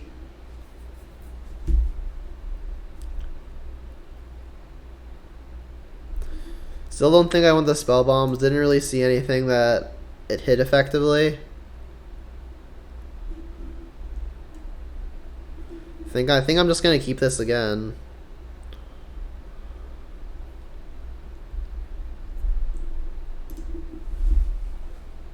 Played a lot of time, a lot of times worth of Magic, and haven't really cast. I think I cast Seasoned Pyromancer once so far. Ugh.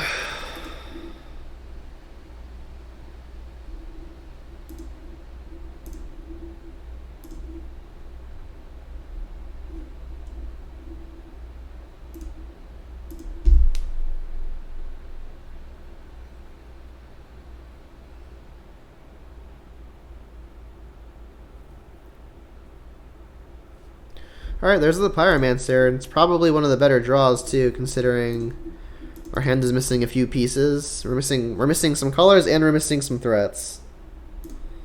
And the opponent is missing some everything, except for lands.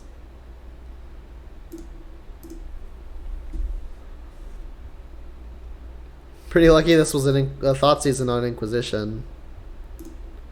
Just gonna put Urian in their hand. Yep. Yeah, have a Urian. It's a good draw. I think I'm more likely to just Ashiok next turn, if that's the option that I get. I've got the Pulse to get rid of the Urian at some point.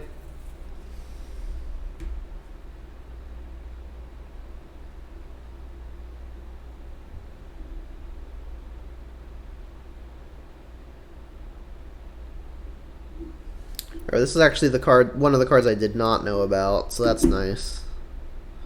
Alright, and there's the Stomping Ground. I think I'm going to actually shock this in now because Swamp may be one of the cards I want to discard to the Pyromancer.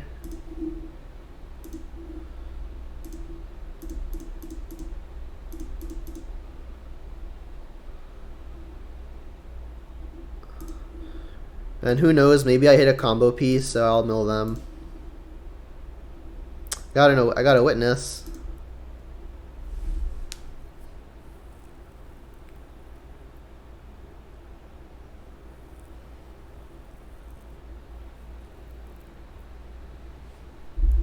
Urian. So I guess this is blinking just the Wall of Blossoms. They'll draw a card off of it.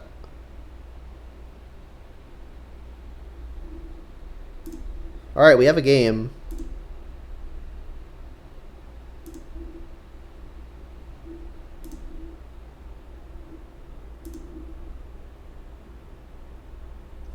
Okay, okay. So let's play the Swamp because then I'll have Bolt up. I can Maelstrom Pulse the Urian, hold up the Bolt.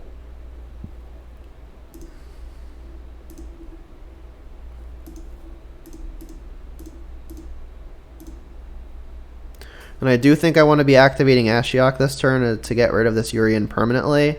Now that I've got Kolaghan's Command, I think I want to target myself to mill creatures to hit with the so I can bring my creatures with the Kolaghan's Command. They're pretty far from combo. Alright, it did not hit anything, but I hit some cards I'm fine not drawing.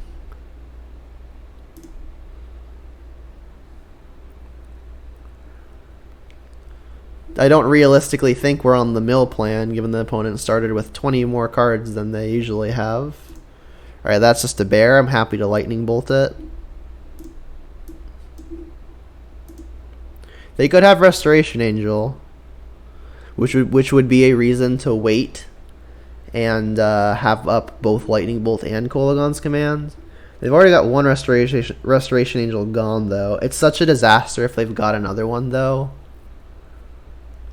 I think I should just wait. Ooze of my own is nice. So let's bolt this now and see if it works.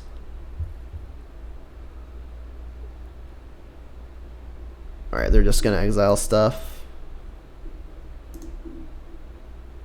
I guess they could still have it. Alright, now it looks like they don't.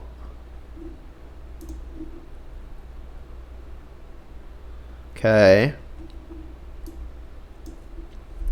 So now I think I want to mill myself again, because again, I still have Kolaghan's command. Want to buy something back if possible. Alright, and there's a Bloodbraid and a Plague Engineer that we have the option of buying back later. For now, let's play our Ooze. I should have gone through the steps so they're mana faded. I forgot they had one floating.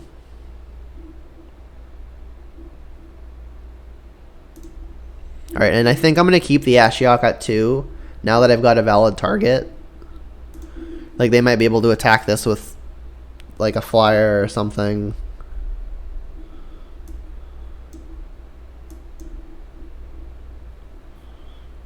Just like a Bloodbraid or something.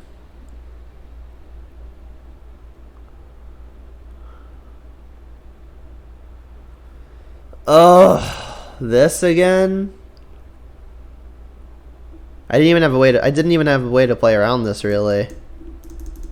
I have the Swamp. And I've got Seasoned Pyromancer. Alright, I mean, we're not dead to this. It's very inconvenient, but we're not dead to this.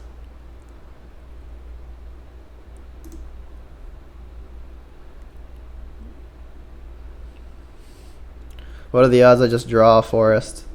And my other Swamp is gone. Makes me glad I took out my, well, all but one of my Lilianas. And of course, here's the one Liliana, right? Am I going to draw it? Alright, well. Okay, let's see here.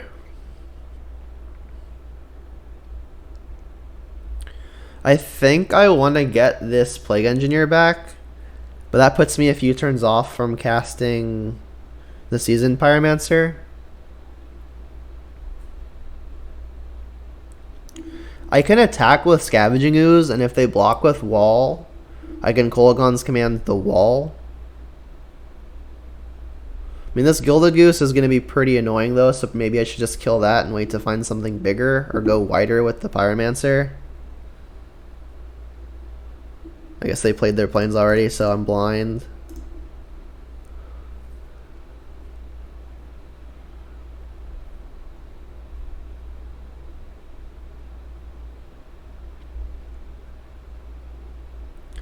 I think I'm just gonna Pyromancer here. Like, the K-Command buying back one of these creatures doesn't really do a whole lot anymore. And I guess I'll leave up the Swamp because I could draw Fatal Push. But I mean, I could also just draw a Lightning Bolt. I've used 2 already, so it's actually an even split what's in the yard. I'll just go ahead and leave the Swamp up because I could draw Inquisition or Thoughtseize as well.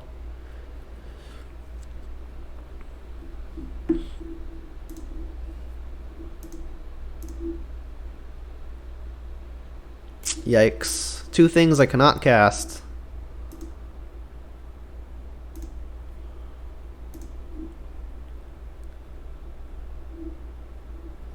Forest would be really clutch. Just have the Kiki. Okay, so now they're drawing an extra card every turn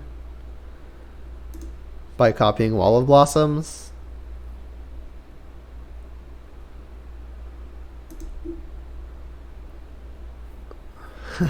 Kolaghan's command kills Kiki.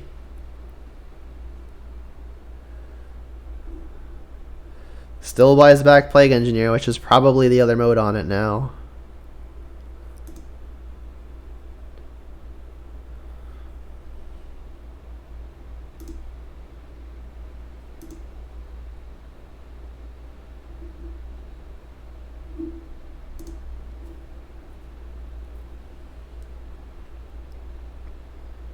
Alright, so I'll kill Kiki and return a Plague Engineer.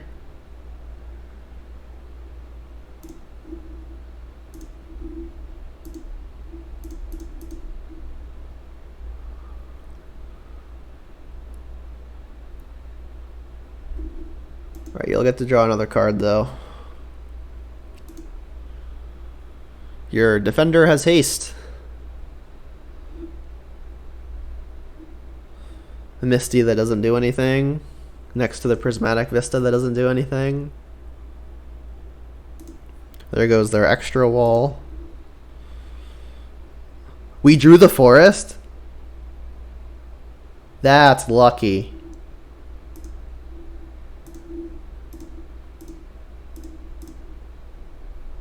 There's only one of those. I'll even get to Thought Seize you. Jeez. Okay. Take a backup Blood Moon. Okay. That forest was an insane draw. They're still going to be like gaining 3 every single turn. But we're also attacking for a little bit more than that every single turn. They're going to get to make a food and sack a food each time. So they're kind of just gaining, kind of just losing 1.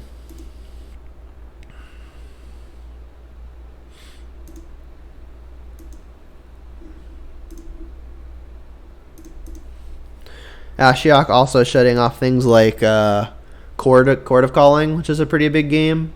What I don't want to see now is stuff like Restoration Angel. Restoration Angel would be problematic.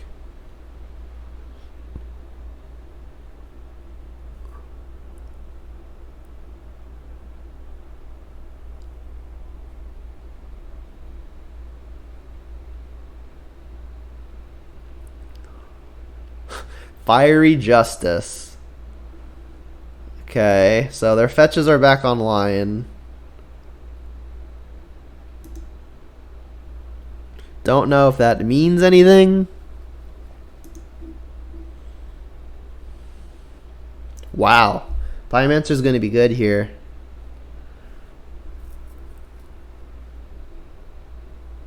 Discard the card. I mean, I kind of want to have the Plague Engineer.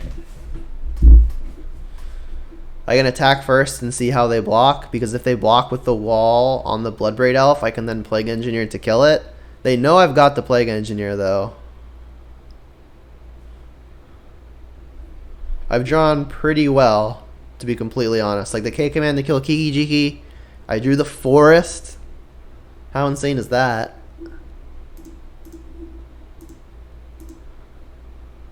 This Fiery Justice was pretty sweet. Alright, so they're doing the right thing and not exposing their thing to the Plague Engineer. So let's go ahead and Seasoned Pyromancer now. I'll leave up Swamp and Mountain for Fatal Push and Lightning Bolt reasons. Alright, well we can't cast Goyf. We can next turn. We know the opponent's hand is still Windswept Teeth.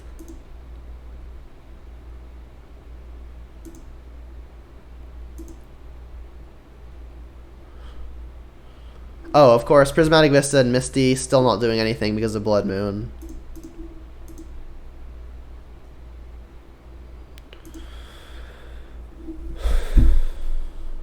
Alright, well this will make me confident in not attacking into a Restoration Angel if that's what they've got.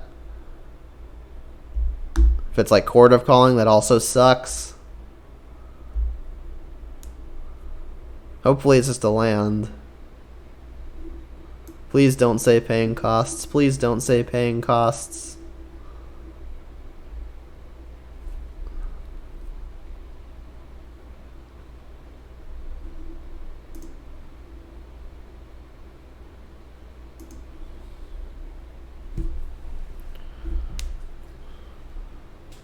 This Goyf is thick, too.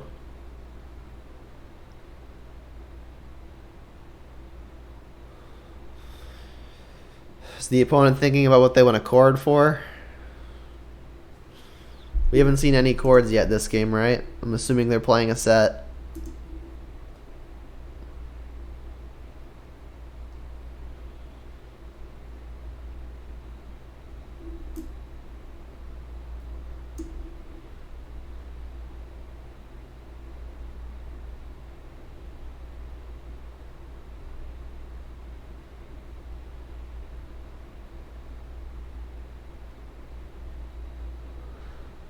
What you got?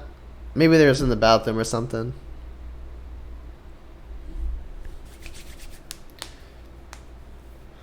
Please not chord. Please not chord. Yes. That is not a chord.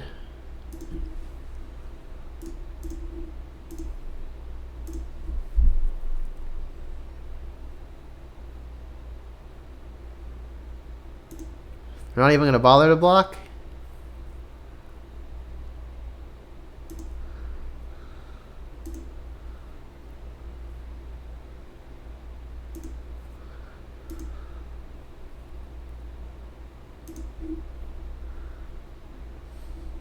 Tarmogoyf is a large addition to the battlefield.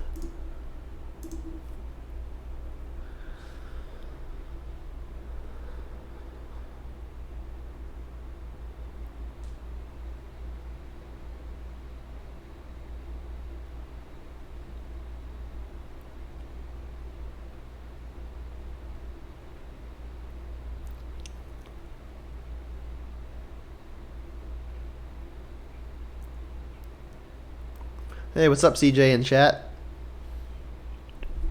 Yeah, I'll message you guys in the future when I go live. I figure if I'm going to be recording so many Jund videos for my own personal YouTube, I might as well kill 2 birds with 1 stone and get some streaming exposure, right?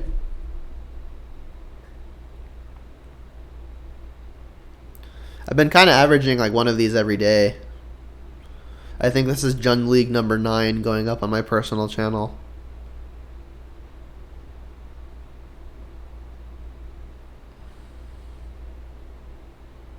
We're currently 1-1, and this is game 3 of match 3.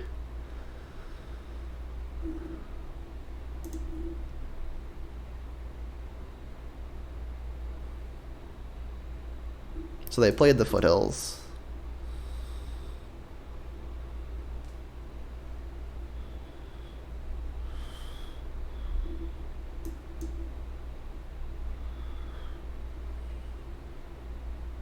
So I think we're running out of absurd hits that aren't Bloodbraid Elf. Obviously, Bloodbraid is going to be insane no matter when you draw it. We've got 2 of those left.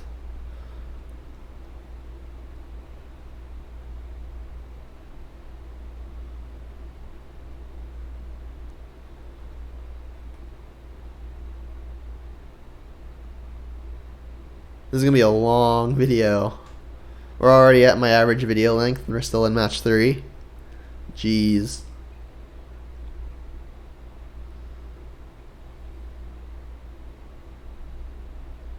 Oh, they drew the cord? Is this like Eternal Witness? I mean, Eternal Witness, get back Kiki-Chord is a thing. Or is Eternal Witness, get back Chord? Alright, so Eternal Witness gets back Chord. Sorry, Kiki. Kiki's gonna copy Eternal Witness, which will get back the Chord. Then Chord can get Restoration Angel and kill me. I guess that's the logic.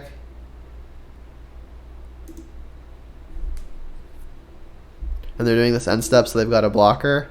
Alright, so I'm gonna need something or I lose. That something's gonna have to be pretty good. Alright, land is not that something.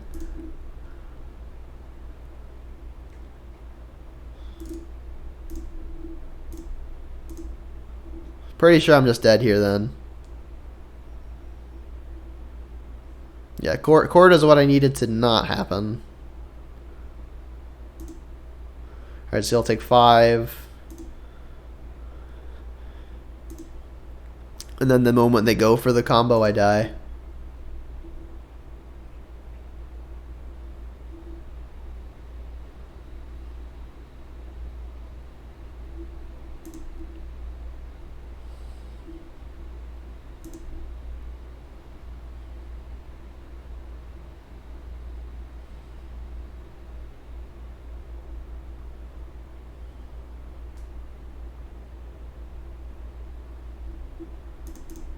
I guess I'll make sure they've got it.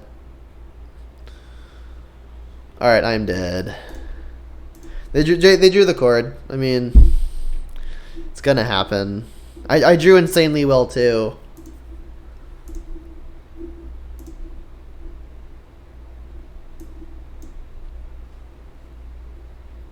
So kind of hard to complain about that loss.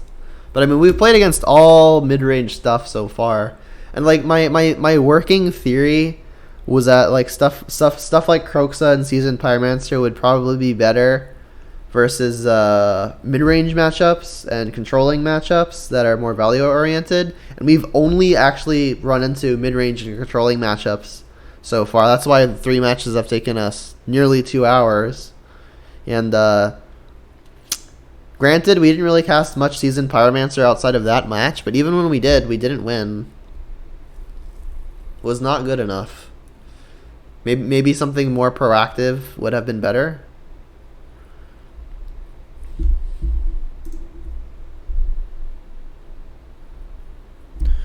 Like, don't get me wrong, Seasoned Pyromancer is definitely powerful, but I don't know if it has a natural home in Jund yet. Wow, this hand is so close. I think I have to ship though. If we draw another land, the hand's insane. But if we don't, we don't do anything. This hand's immediately much better. Bottoming K command there because I want to keep my 1. I want to keep my powerful 3 while I'm on the play. And then being Bloodbraid is a sin, especially when you've already got at least 3 lands.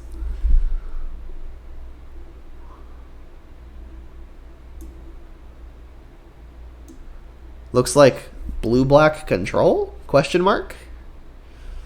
So if I take Inquisition...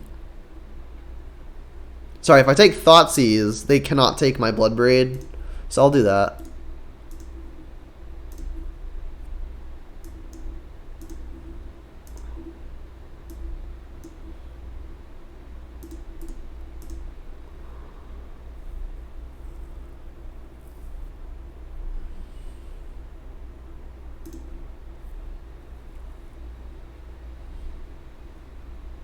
Rather not give them the option.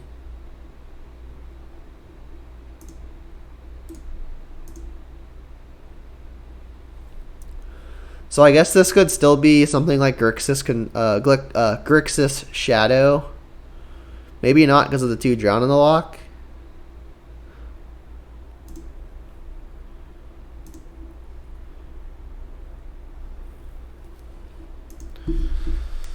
So that's something I just want to jam here. They can counter it. But if they don't, that's 4 bodies versus either Grixis Control or Grixis Shadow, and that seems fine. So let's get Overgrown Tomb. And like if they counter it, so be it. They do have that option. I mean, they may just let this happen because that means I don't have a Bloodbraid anymore, but 3 bodies culminating to 4 power also seems pretty good. Fully expect this to get countered.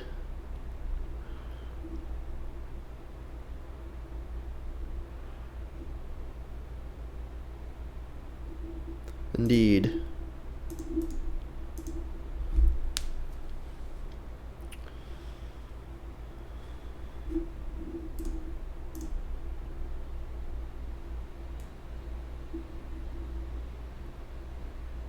Land? Untapped?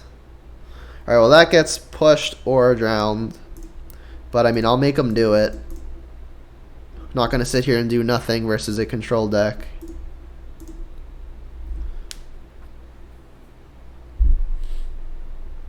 Push. Drown the lock, the more versatile spell, so that selection makes sense. Alright, so it is Shadow.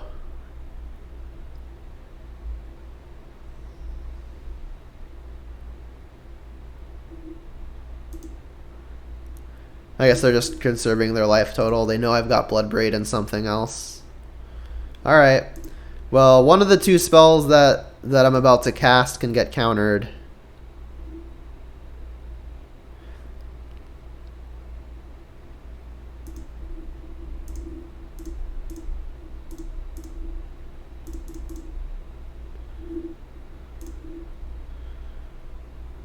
Ooh, that's a good one. That's probably the one getting countered. Yep, do not blame them. They don't appear to have a shadow yet. So let's attack. And then Ravine is even a potential attacker next turn. And I've also got Bolt for some reach damage.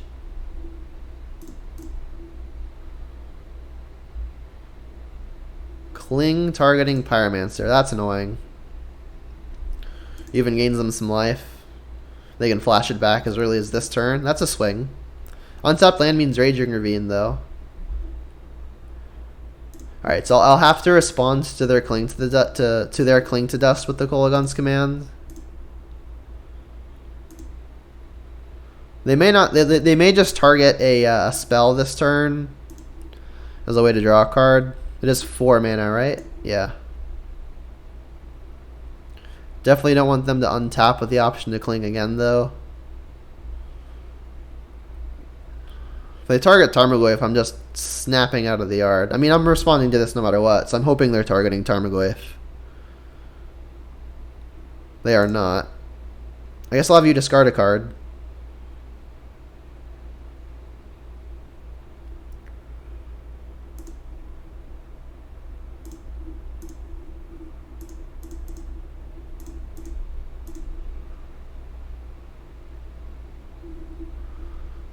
Got a battle rage, okay.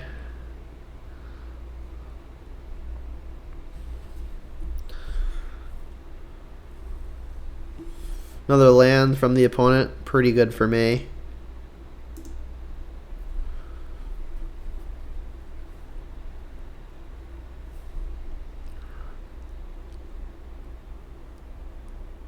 Shock? I guess this means they found the shadow. They're just clinging now and then won't have mana available? Or are they just Angler the hard way? Got it. Sure. So if I bolt them here and I draw untapped land, I can Ravine and kill them. So I think I should just go for it. I don't think I want to combo kill a Gurmag Angler to trade off from trade off my one threat in play. Alright, well I did not hit it. Should probably just play my big thing, put 2 lethal threats down.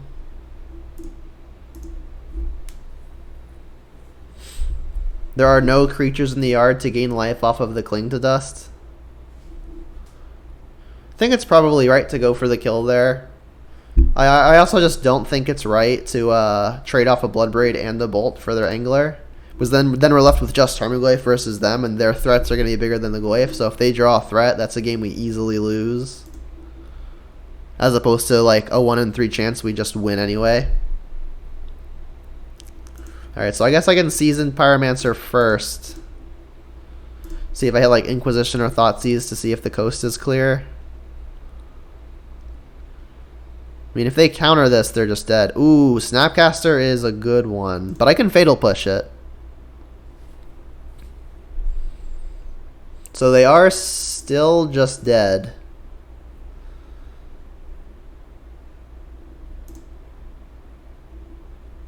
They targeted Drown, right? Alright, so let's let this enter. And then in response to it, I can use the Fatal Push. Because if they just drown... Alright, so they are choosing to counter, right? So they're choosing to counter, so I can Fatal Push this, and then I've got both my lethal attackers. So this worked out well.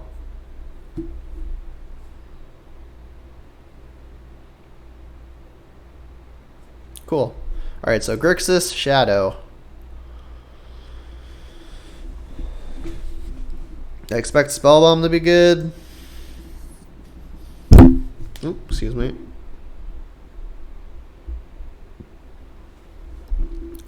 Plague Engineer is going to trade with something almost always. I mean, I'm not really like sideboard prepared for this matchup. But I mean, it seems like an okay matchup to begin with.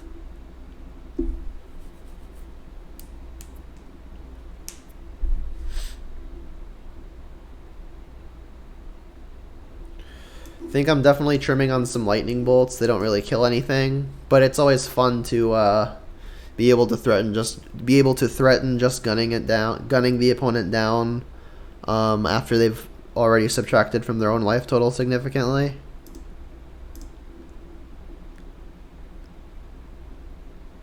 Liliana is obviously absurd versus them. Bloodbraid probably above average. Seasoned Pyromancer seems good. They need Teamer Battle Rage to get through it. Pulse is a good way to get rid of their Anglers. Unclear what I want to cut here.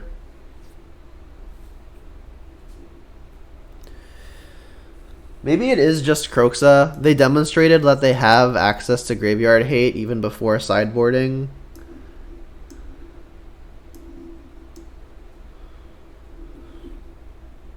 Maybe like one hand disruption spell. They're not necessarily a mid-range deck per se, so I don't like taking out a lot of this stuff because if they're playing the type of game where they can function as a combo deck, I definitely want to be able to take that apart. Let's give this a go.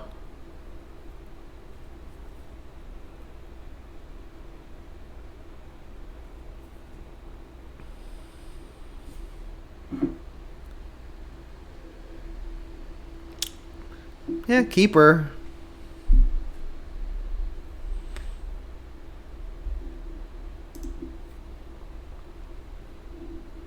Sand needs a Seasoned Pyromancer.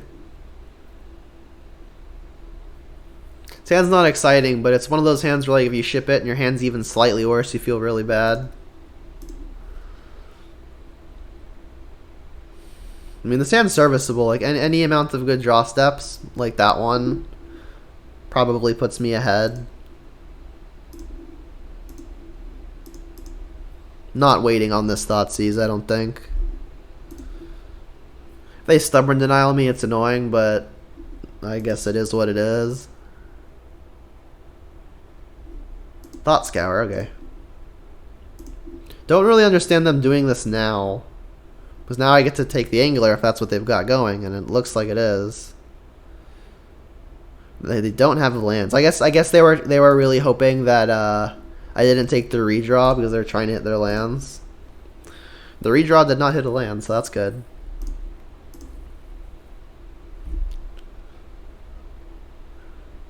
They did it though, so that's good for them at least.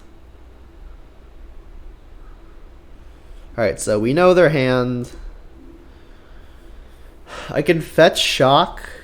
Or I could just fetch Basic Forest, cast Ren and 6, target it. They're likely to cling to dust.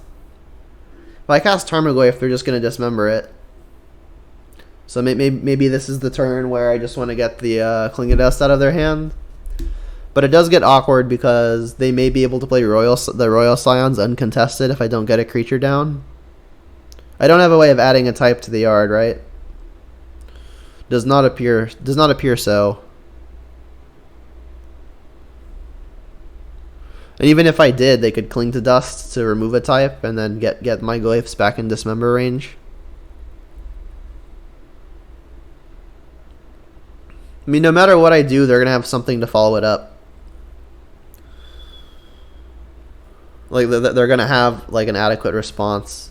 I think what I'll do then is I'll get my Ren and 6 in. The hand they have is conducive to a pretty long game.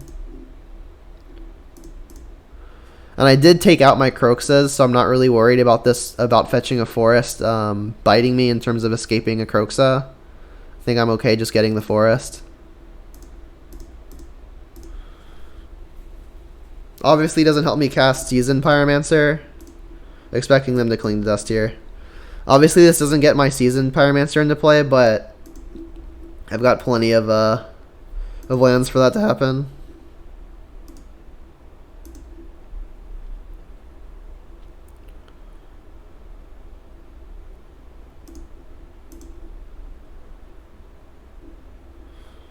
Alright, they drew the land, so it looks like they're going to get to play Royal Scions uncontested, which was the fear.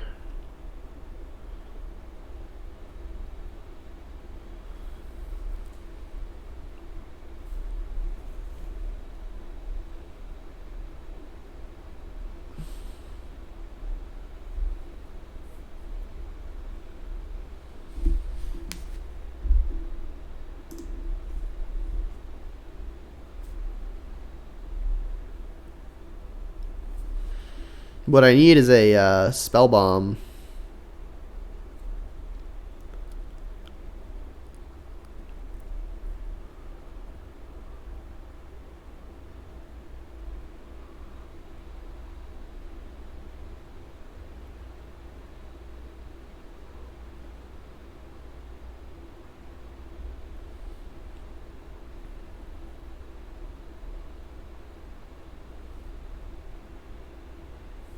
Just playing an Angler?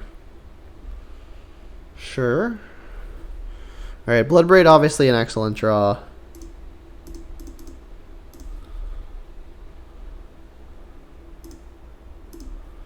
Maybe I just take this opportunity to get the 1 damage in. Could definitely come up that it's relevant.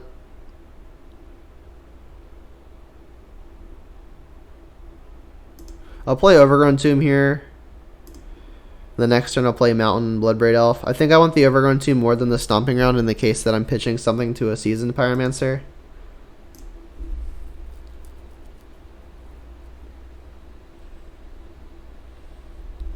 That's aggressive.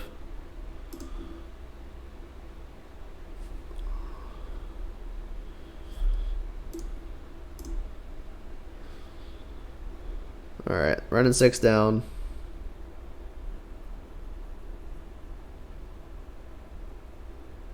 Scions, yep. I mean, if this Bloodbraid hits a removal spell... Ooh, okay. Change of plans. Just gonna do that. So, like, I know there's the potential that this that the Bloodbraid Elf just kills them immediately.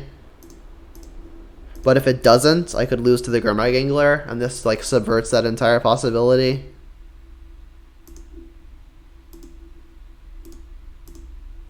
Like, they can K-Command now, get back Grimeye Gangler, and replay everything, but then I can Bloodbraid. And then hope to be good. So yeah, I mean, this could be a mistake because I had them within range, but I did board out 2 lightning bolts, so the only things that would get them dead are one of the other 2 Renin 6s or one of the 2 lightning bolts. That's the only burn, right? I guess Kolaghan's Command does it too. So I mean, I'm on a 6 outer to just kill them.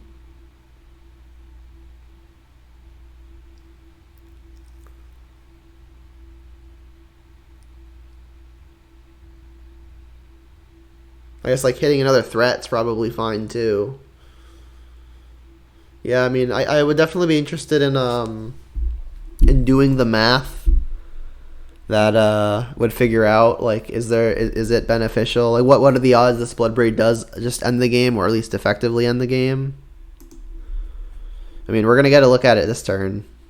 It would have done it. No! Alright, well, I'll just Bloodbraid now, put you to 1. Means that the Renin 6 is a must kill. And then I guess in the event I hit a Scavenging Ooze, I'm going to want to have green mana available.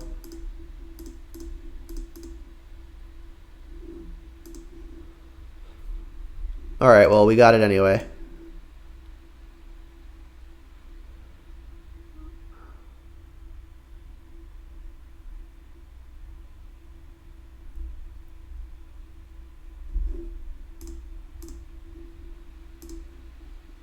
Cannot see the chat box. There we go. GG's.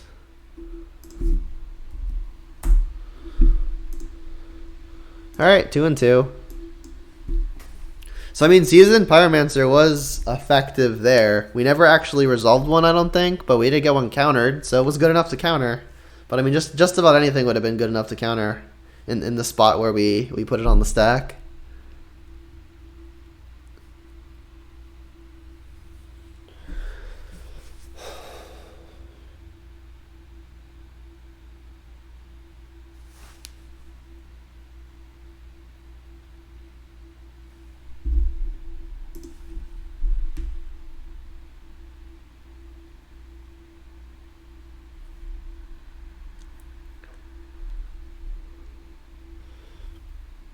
Yeah, this hand's good. Give Seasoned Pyromancer another chance to shine. Another one of the more awkward reasons I think I dislike Seasoned Pyromancer in general is because I'm the kind of player who likes to think future turns ahead of time, which I guess if you're watching this video you've kind of gathered by now.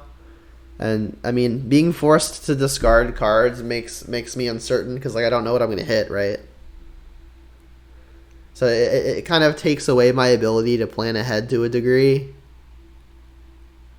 So it's like, is the value or onboard presence that it's providing better than my ability to plan slightly ahead?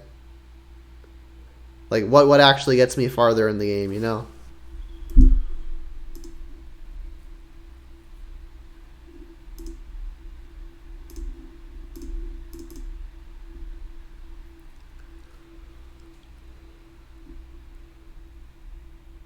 Wow, so it looks like red-green Prison as opposed to the traditional what's the word I'm looking for? As opposed to the traditional just like Ponza type mid-range deck. So I have to take Chalice here because I need the Fatal Push to take care of the Rebel Master.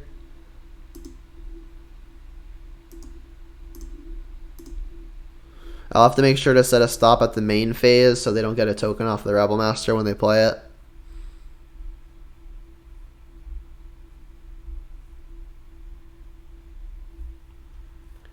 Then I'll make sure to fetch basics in case Blood Moon is the thing that's gonna happen.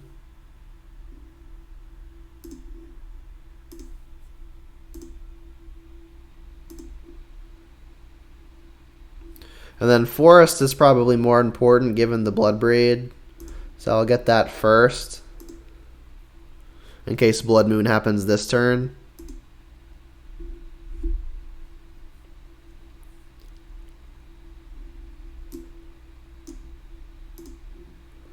That is the Klothys though.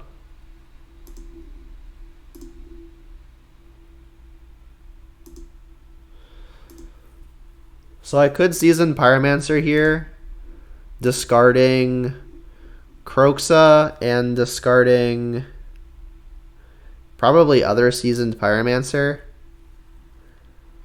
Puts me a little bit weak to Blood Moon, and I really don't want to have to hit the Forest now that I have the Kroxa. So I think I'm just going to play this game like Blood Moon doesn't exist.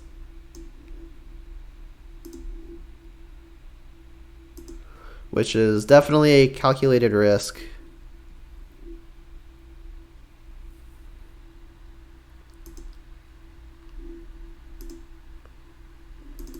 Well, now discarding the Kroxa, I didn't actually think of this before. Discarding the Kroxa is actually kind of tricky because they can just target that with the Klothys. So I think I want to just keep on making sure this Rebel Master doesn't hit me.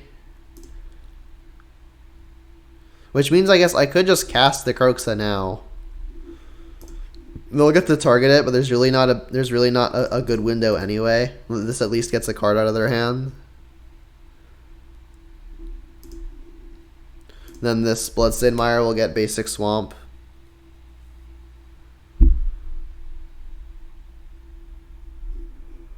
Alright. So I fully expect this Kroxa to get targeted with the Klothys. I'm gonna have to hope this Blood Braid hits something good like Tarmogoyf. Tarmogoyf will be quite large because they've got Chalice, you know? They want a mana? Okay.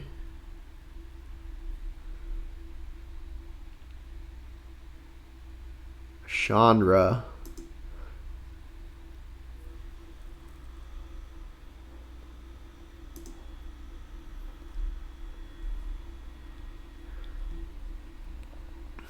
Spirit Guide. So they really are just all in on playing some big dumb stuff.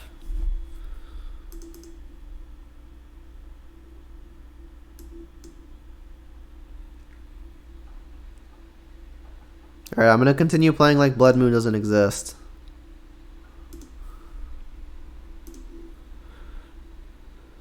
Alright, I guess I'll get basic Swamp now and attack Chandra.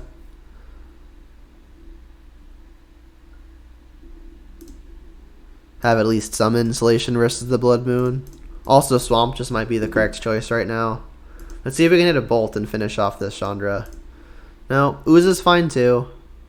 That can start negating Klothys activations. Or not activations, Klothys triggers.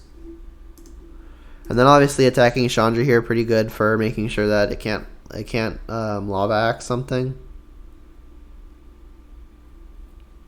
Not Lava Axe. The 4 damage thing.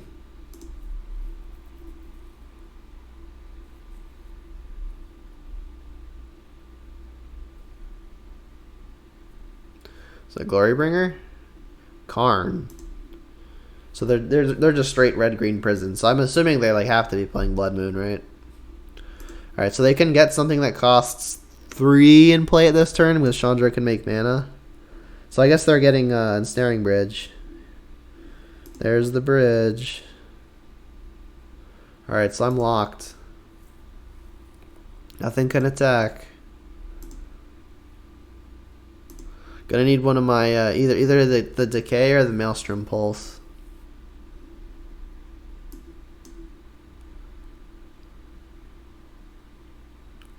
I mean, I've got the ooze to negate some of the Clothis targets still.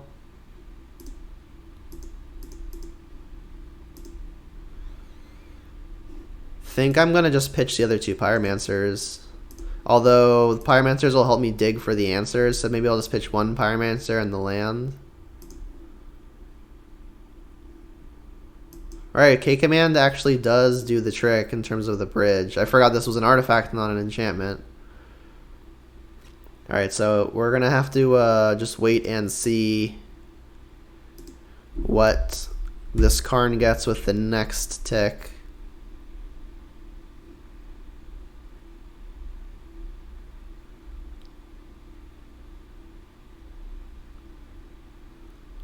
I want to get rid of my Seasoned Pyromancer. I think I should just prevent the life loss. Don't think they're going to be playing something like Eternal Witness.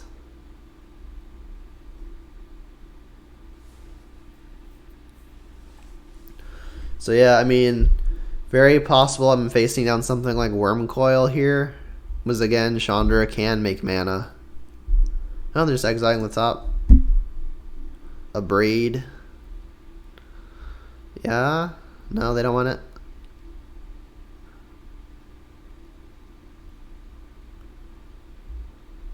Just have another braid, okay.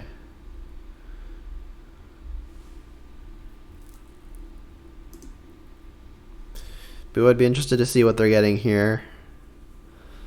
I mean, the Elemental can attack.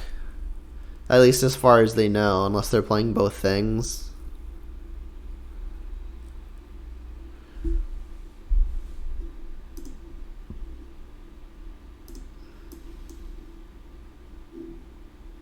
Okay, they're just going to ritual it out so they don't have cards in their hand.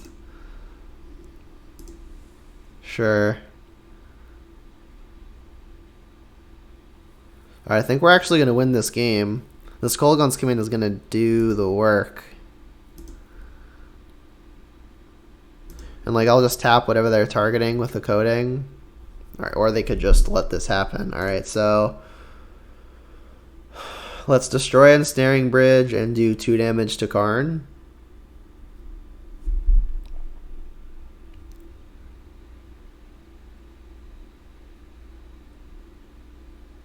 Alright, destroy an artifact. This one, 2 damage. This one.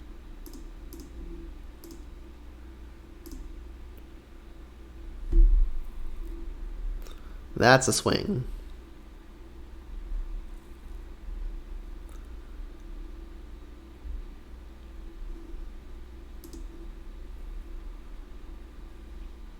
So that'll go at Chandra. This will go at Chandra. That's 4 at Chandra. This will go at you.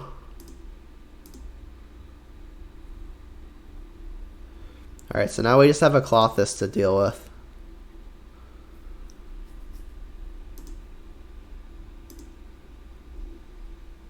And now I guess Clothis is going to take care of this Kroxa. Kind of has to now.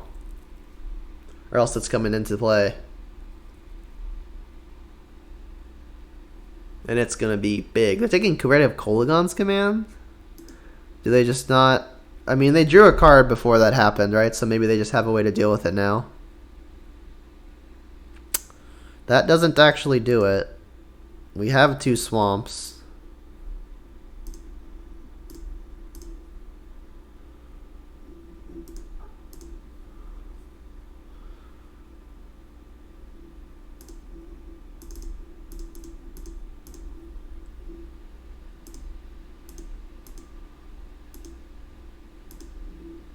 Kroxa.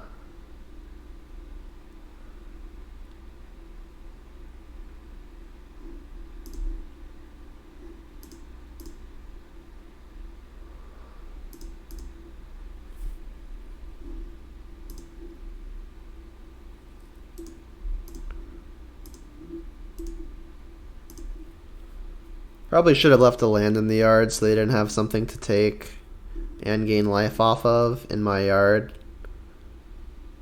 Right, I had a land to leave, right? Yeah, I did. So that was a micro error.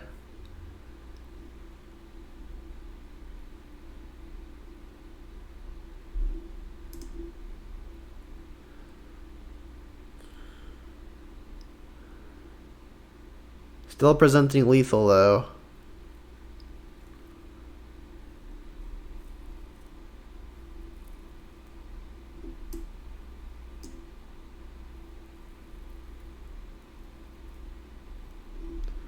Alright, we take game 1.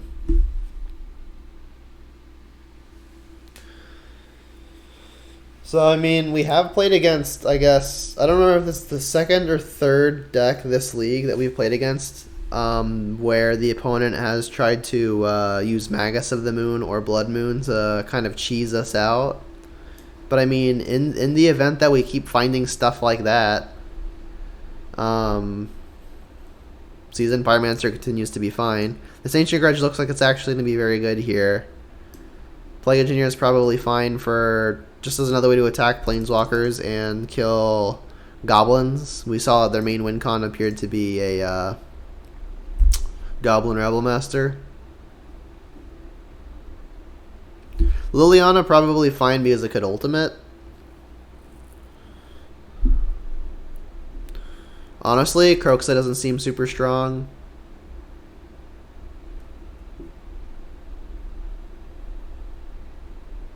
I think I want all the hand disruption to take care of lock pieces, but Fatal Push does seem on the weak side. Like, it can kill Goblin Rebel Master, but so can the lightning bolts and just blocking it. Let's give this a go.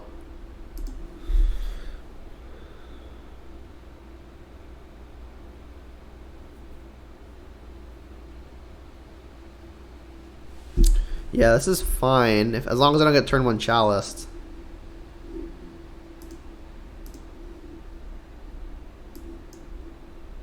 I'm rolled to 5 so far. I know you can't see it because my big fat head's in the way. But they are on 5 so far. I mean, Mono Red Prison kind of has to mulligan aggressively to find the hand that does something quickly, right? Like, without some kind of lock piece, you're kind of just a bad Ponza deck.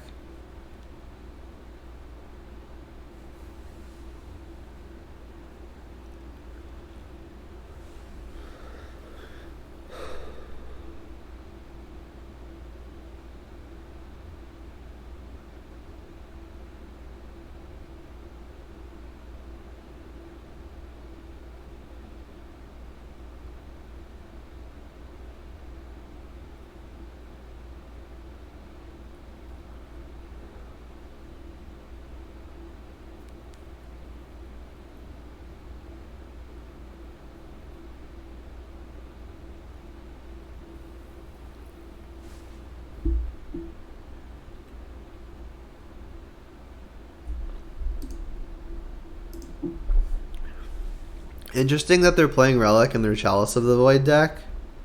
Maybe that means they took their chalices out. Who knows?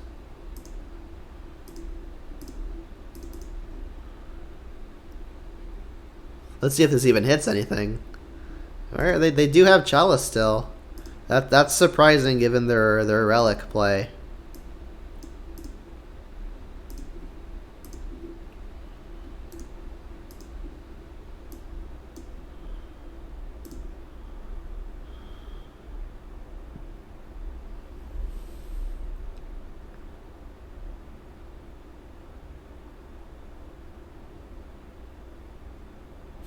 Fair enough.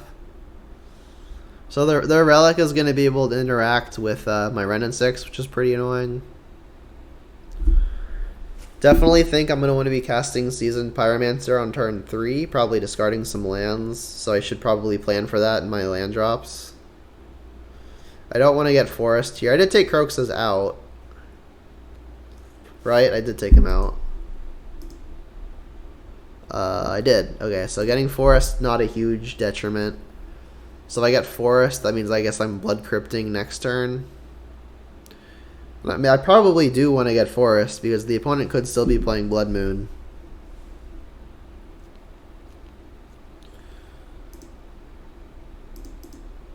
And then they'll just Relic this. So I'm not actually going to get any value.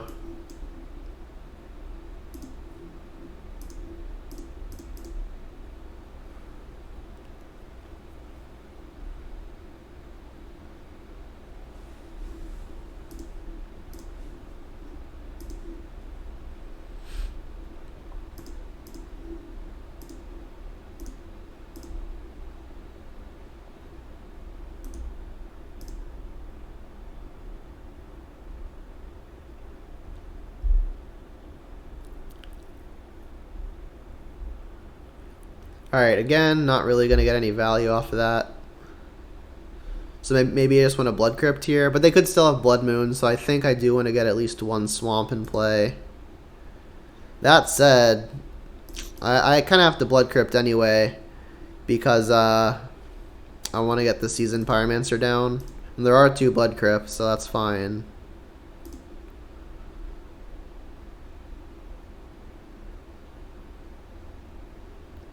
Can I fetch, please? Thank you. Let's say yes. Let's cast this thing. Filter out some lands.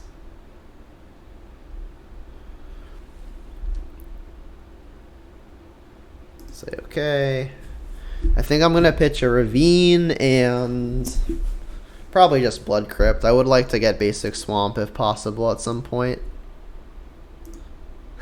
More bolts, and then now I can use the Relic to get something back. I'll get the Ravine. Ravine might attack at some point, who knows.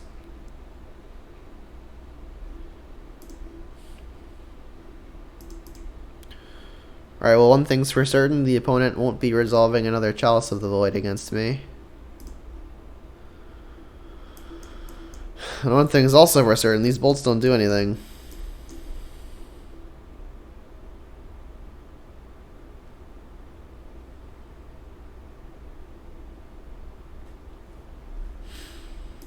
So ritual out a Chandra. Yep. So I mean, if they just use a plus, I get to attack it down with Renin 6 and the Pyromancer, so that's big.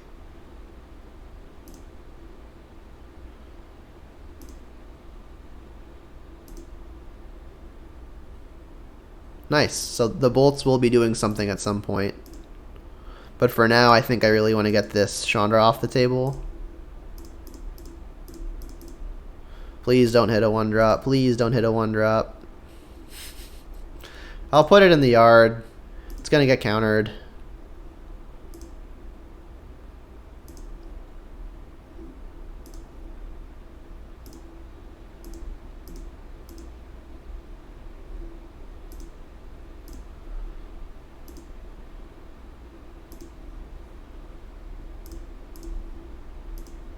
Actually get a land back this time. No way.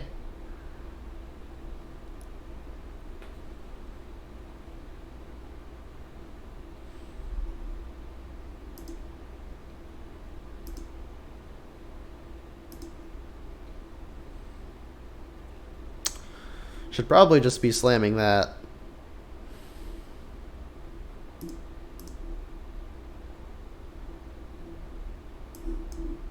In case I hit Scavenging Ooze, I'll leave a green available. Not, I don't think it's gonna matter at this point, but you never know.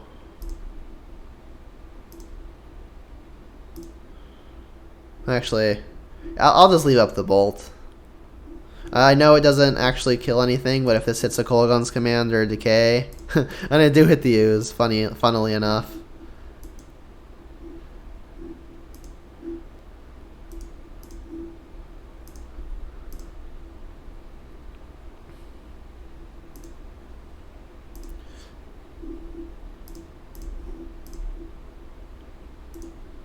Alright, so we've got a Renin 6 within ultimate range. Looks like we're going to take it down, barring something like Anger of the Gods.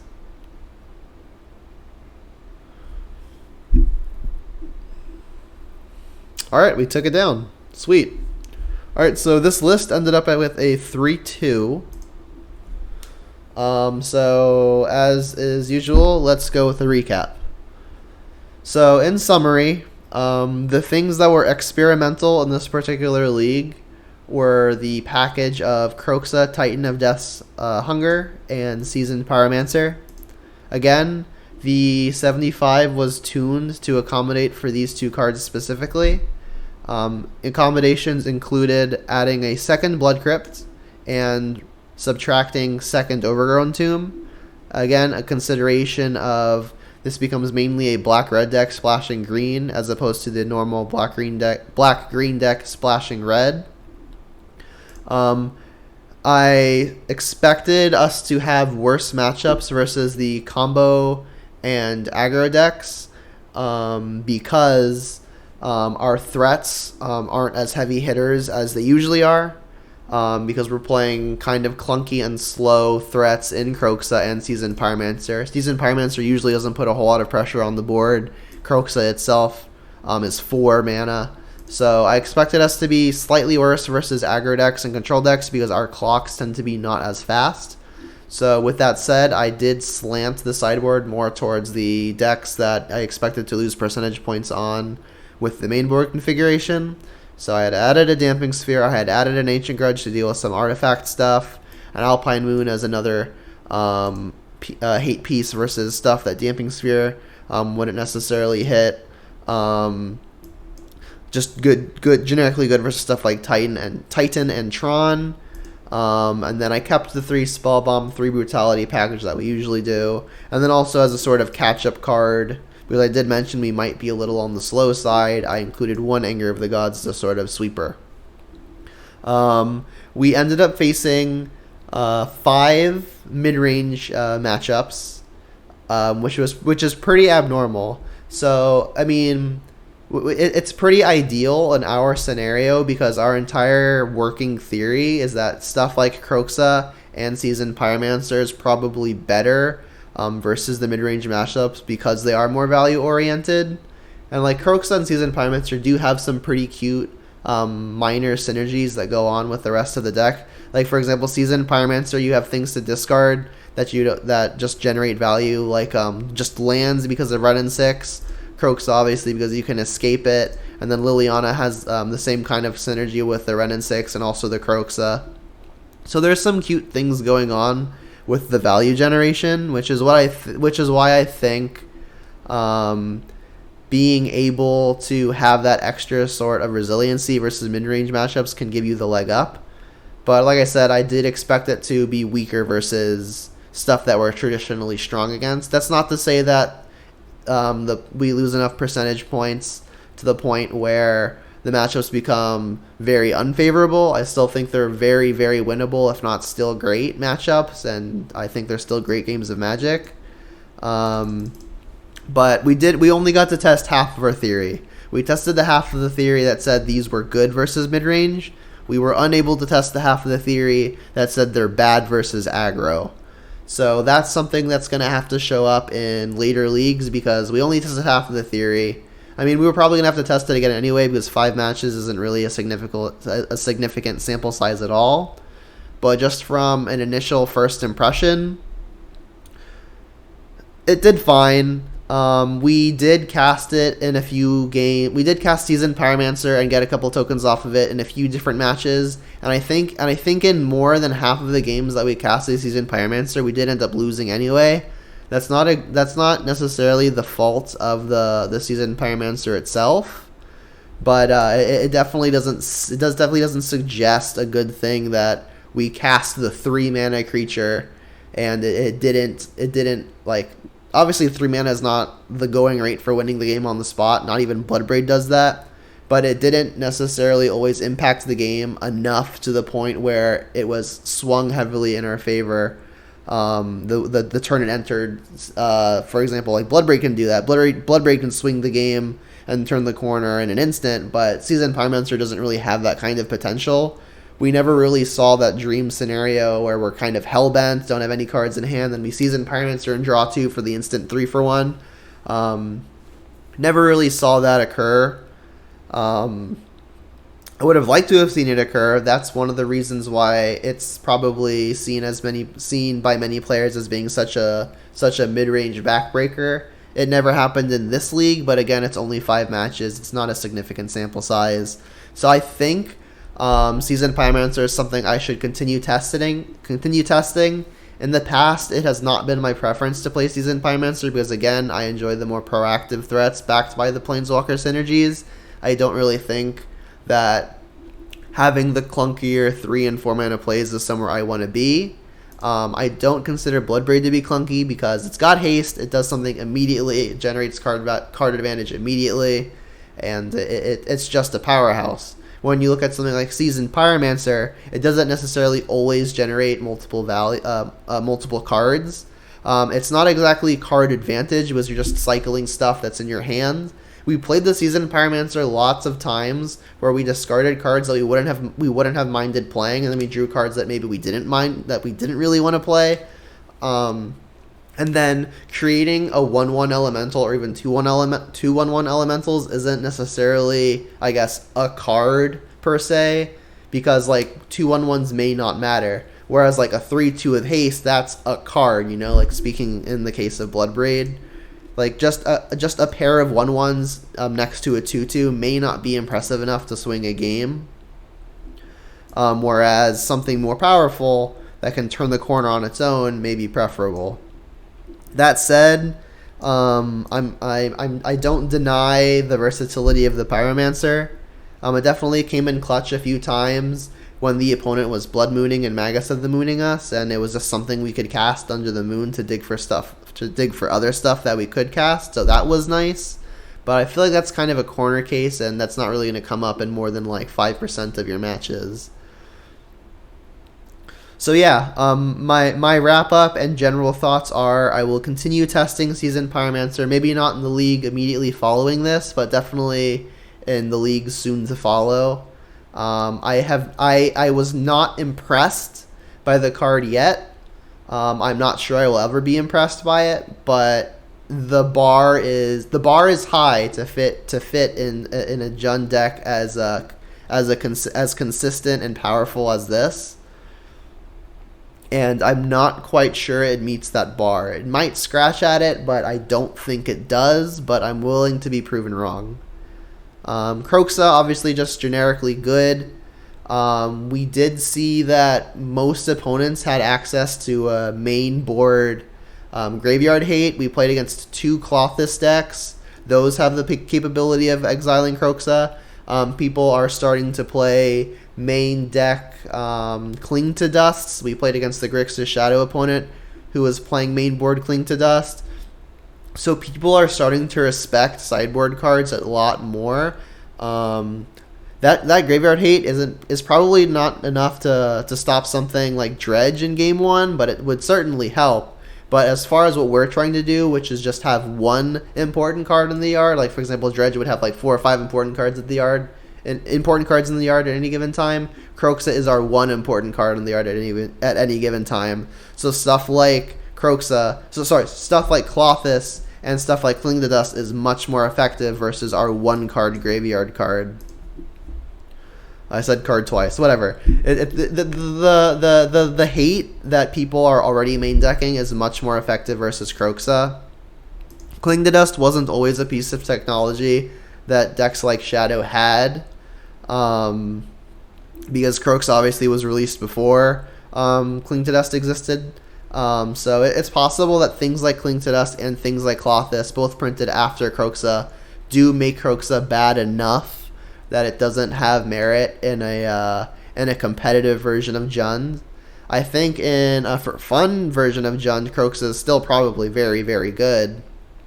I mean, there are going to be opponents who have a real hard time dealing with it, but even versus the mid-range matchup, mid-range matchups, and all the varieties of mid-range matchups that we saw, especially in this league, where you would expect an uncontested Kroxa to just go the distance on its own, it was very easily stopped by pretty much every opponent that faced it. So that doesn't say very good things for Kroxa as a card. Again, like, you could always just bank on getting your half of your one random card. It's not even random. Like, your opponent gets to choose what they discard, but you can always get like the one card out of your opponent's hand for your 2 mana. But at 2 mana, not impacting the board and having your opponent discard their worst card, which granted may be annoying for them, it's not backbreaking in most cases. So I honestly don't think it's Kroxa's time to shine, as long as people are packing all of their main board hate and all of their secondary hate to boot afterwards. So yeah, that's my analysis of Kroxa. That's my analysis of Seasoned Pyromancer. I've played a lot more Kroxa than I've played with Seasoned Pyromancer. I definitely am a fan of Kroxa in the past, not so much now because of the reasons I've just outlined. But I'll test them both, Kroxa and Seasoned Pyromancer, more in the future. And until then, if you like content like this, please like, subscribe, turn notifications on, all the other YouTuber, blah, blah, blah, blah, blah. If you would like to catch my content live, I stream pretty sporadically in the day, or whenever I decide to record a video, I'll turn the stream on now. It's something new that I'm starting to do. I've streamed in the past, so I've got like an OBS setup that kind of works for me. But yeah, I'm just gonna whenever I would record a Jund video like usual, I'll just kind of turn the stream on in the background. I'll have the chat up and available to talk about strategy and whatever game is going on. And so if you want to catch me live, then the username, which is probably important for you to know, I'll put it in the description of the video as well. But I'll also say it now. It's Junderdome. Pretty fitting for the channel, right? It's Jund, J-U-N-D, Erdome, E-R-D-O-M-E. Again, that's J-U-N-D-E-R-D-O-M-E. Junderdome. So until next time,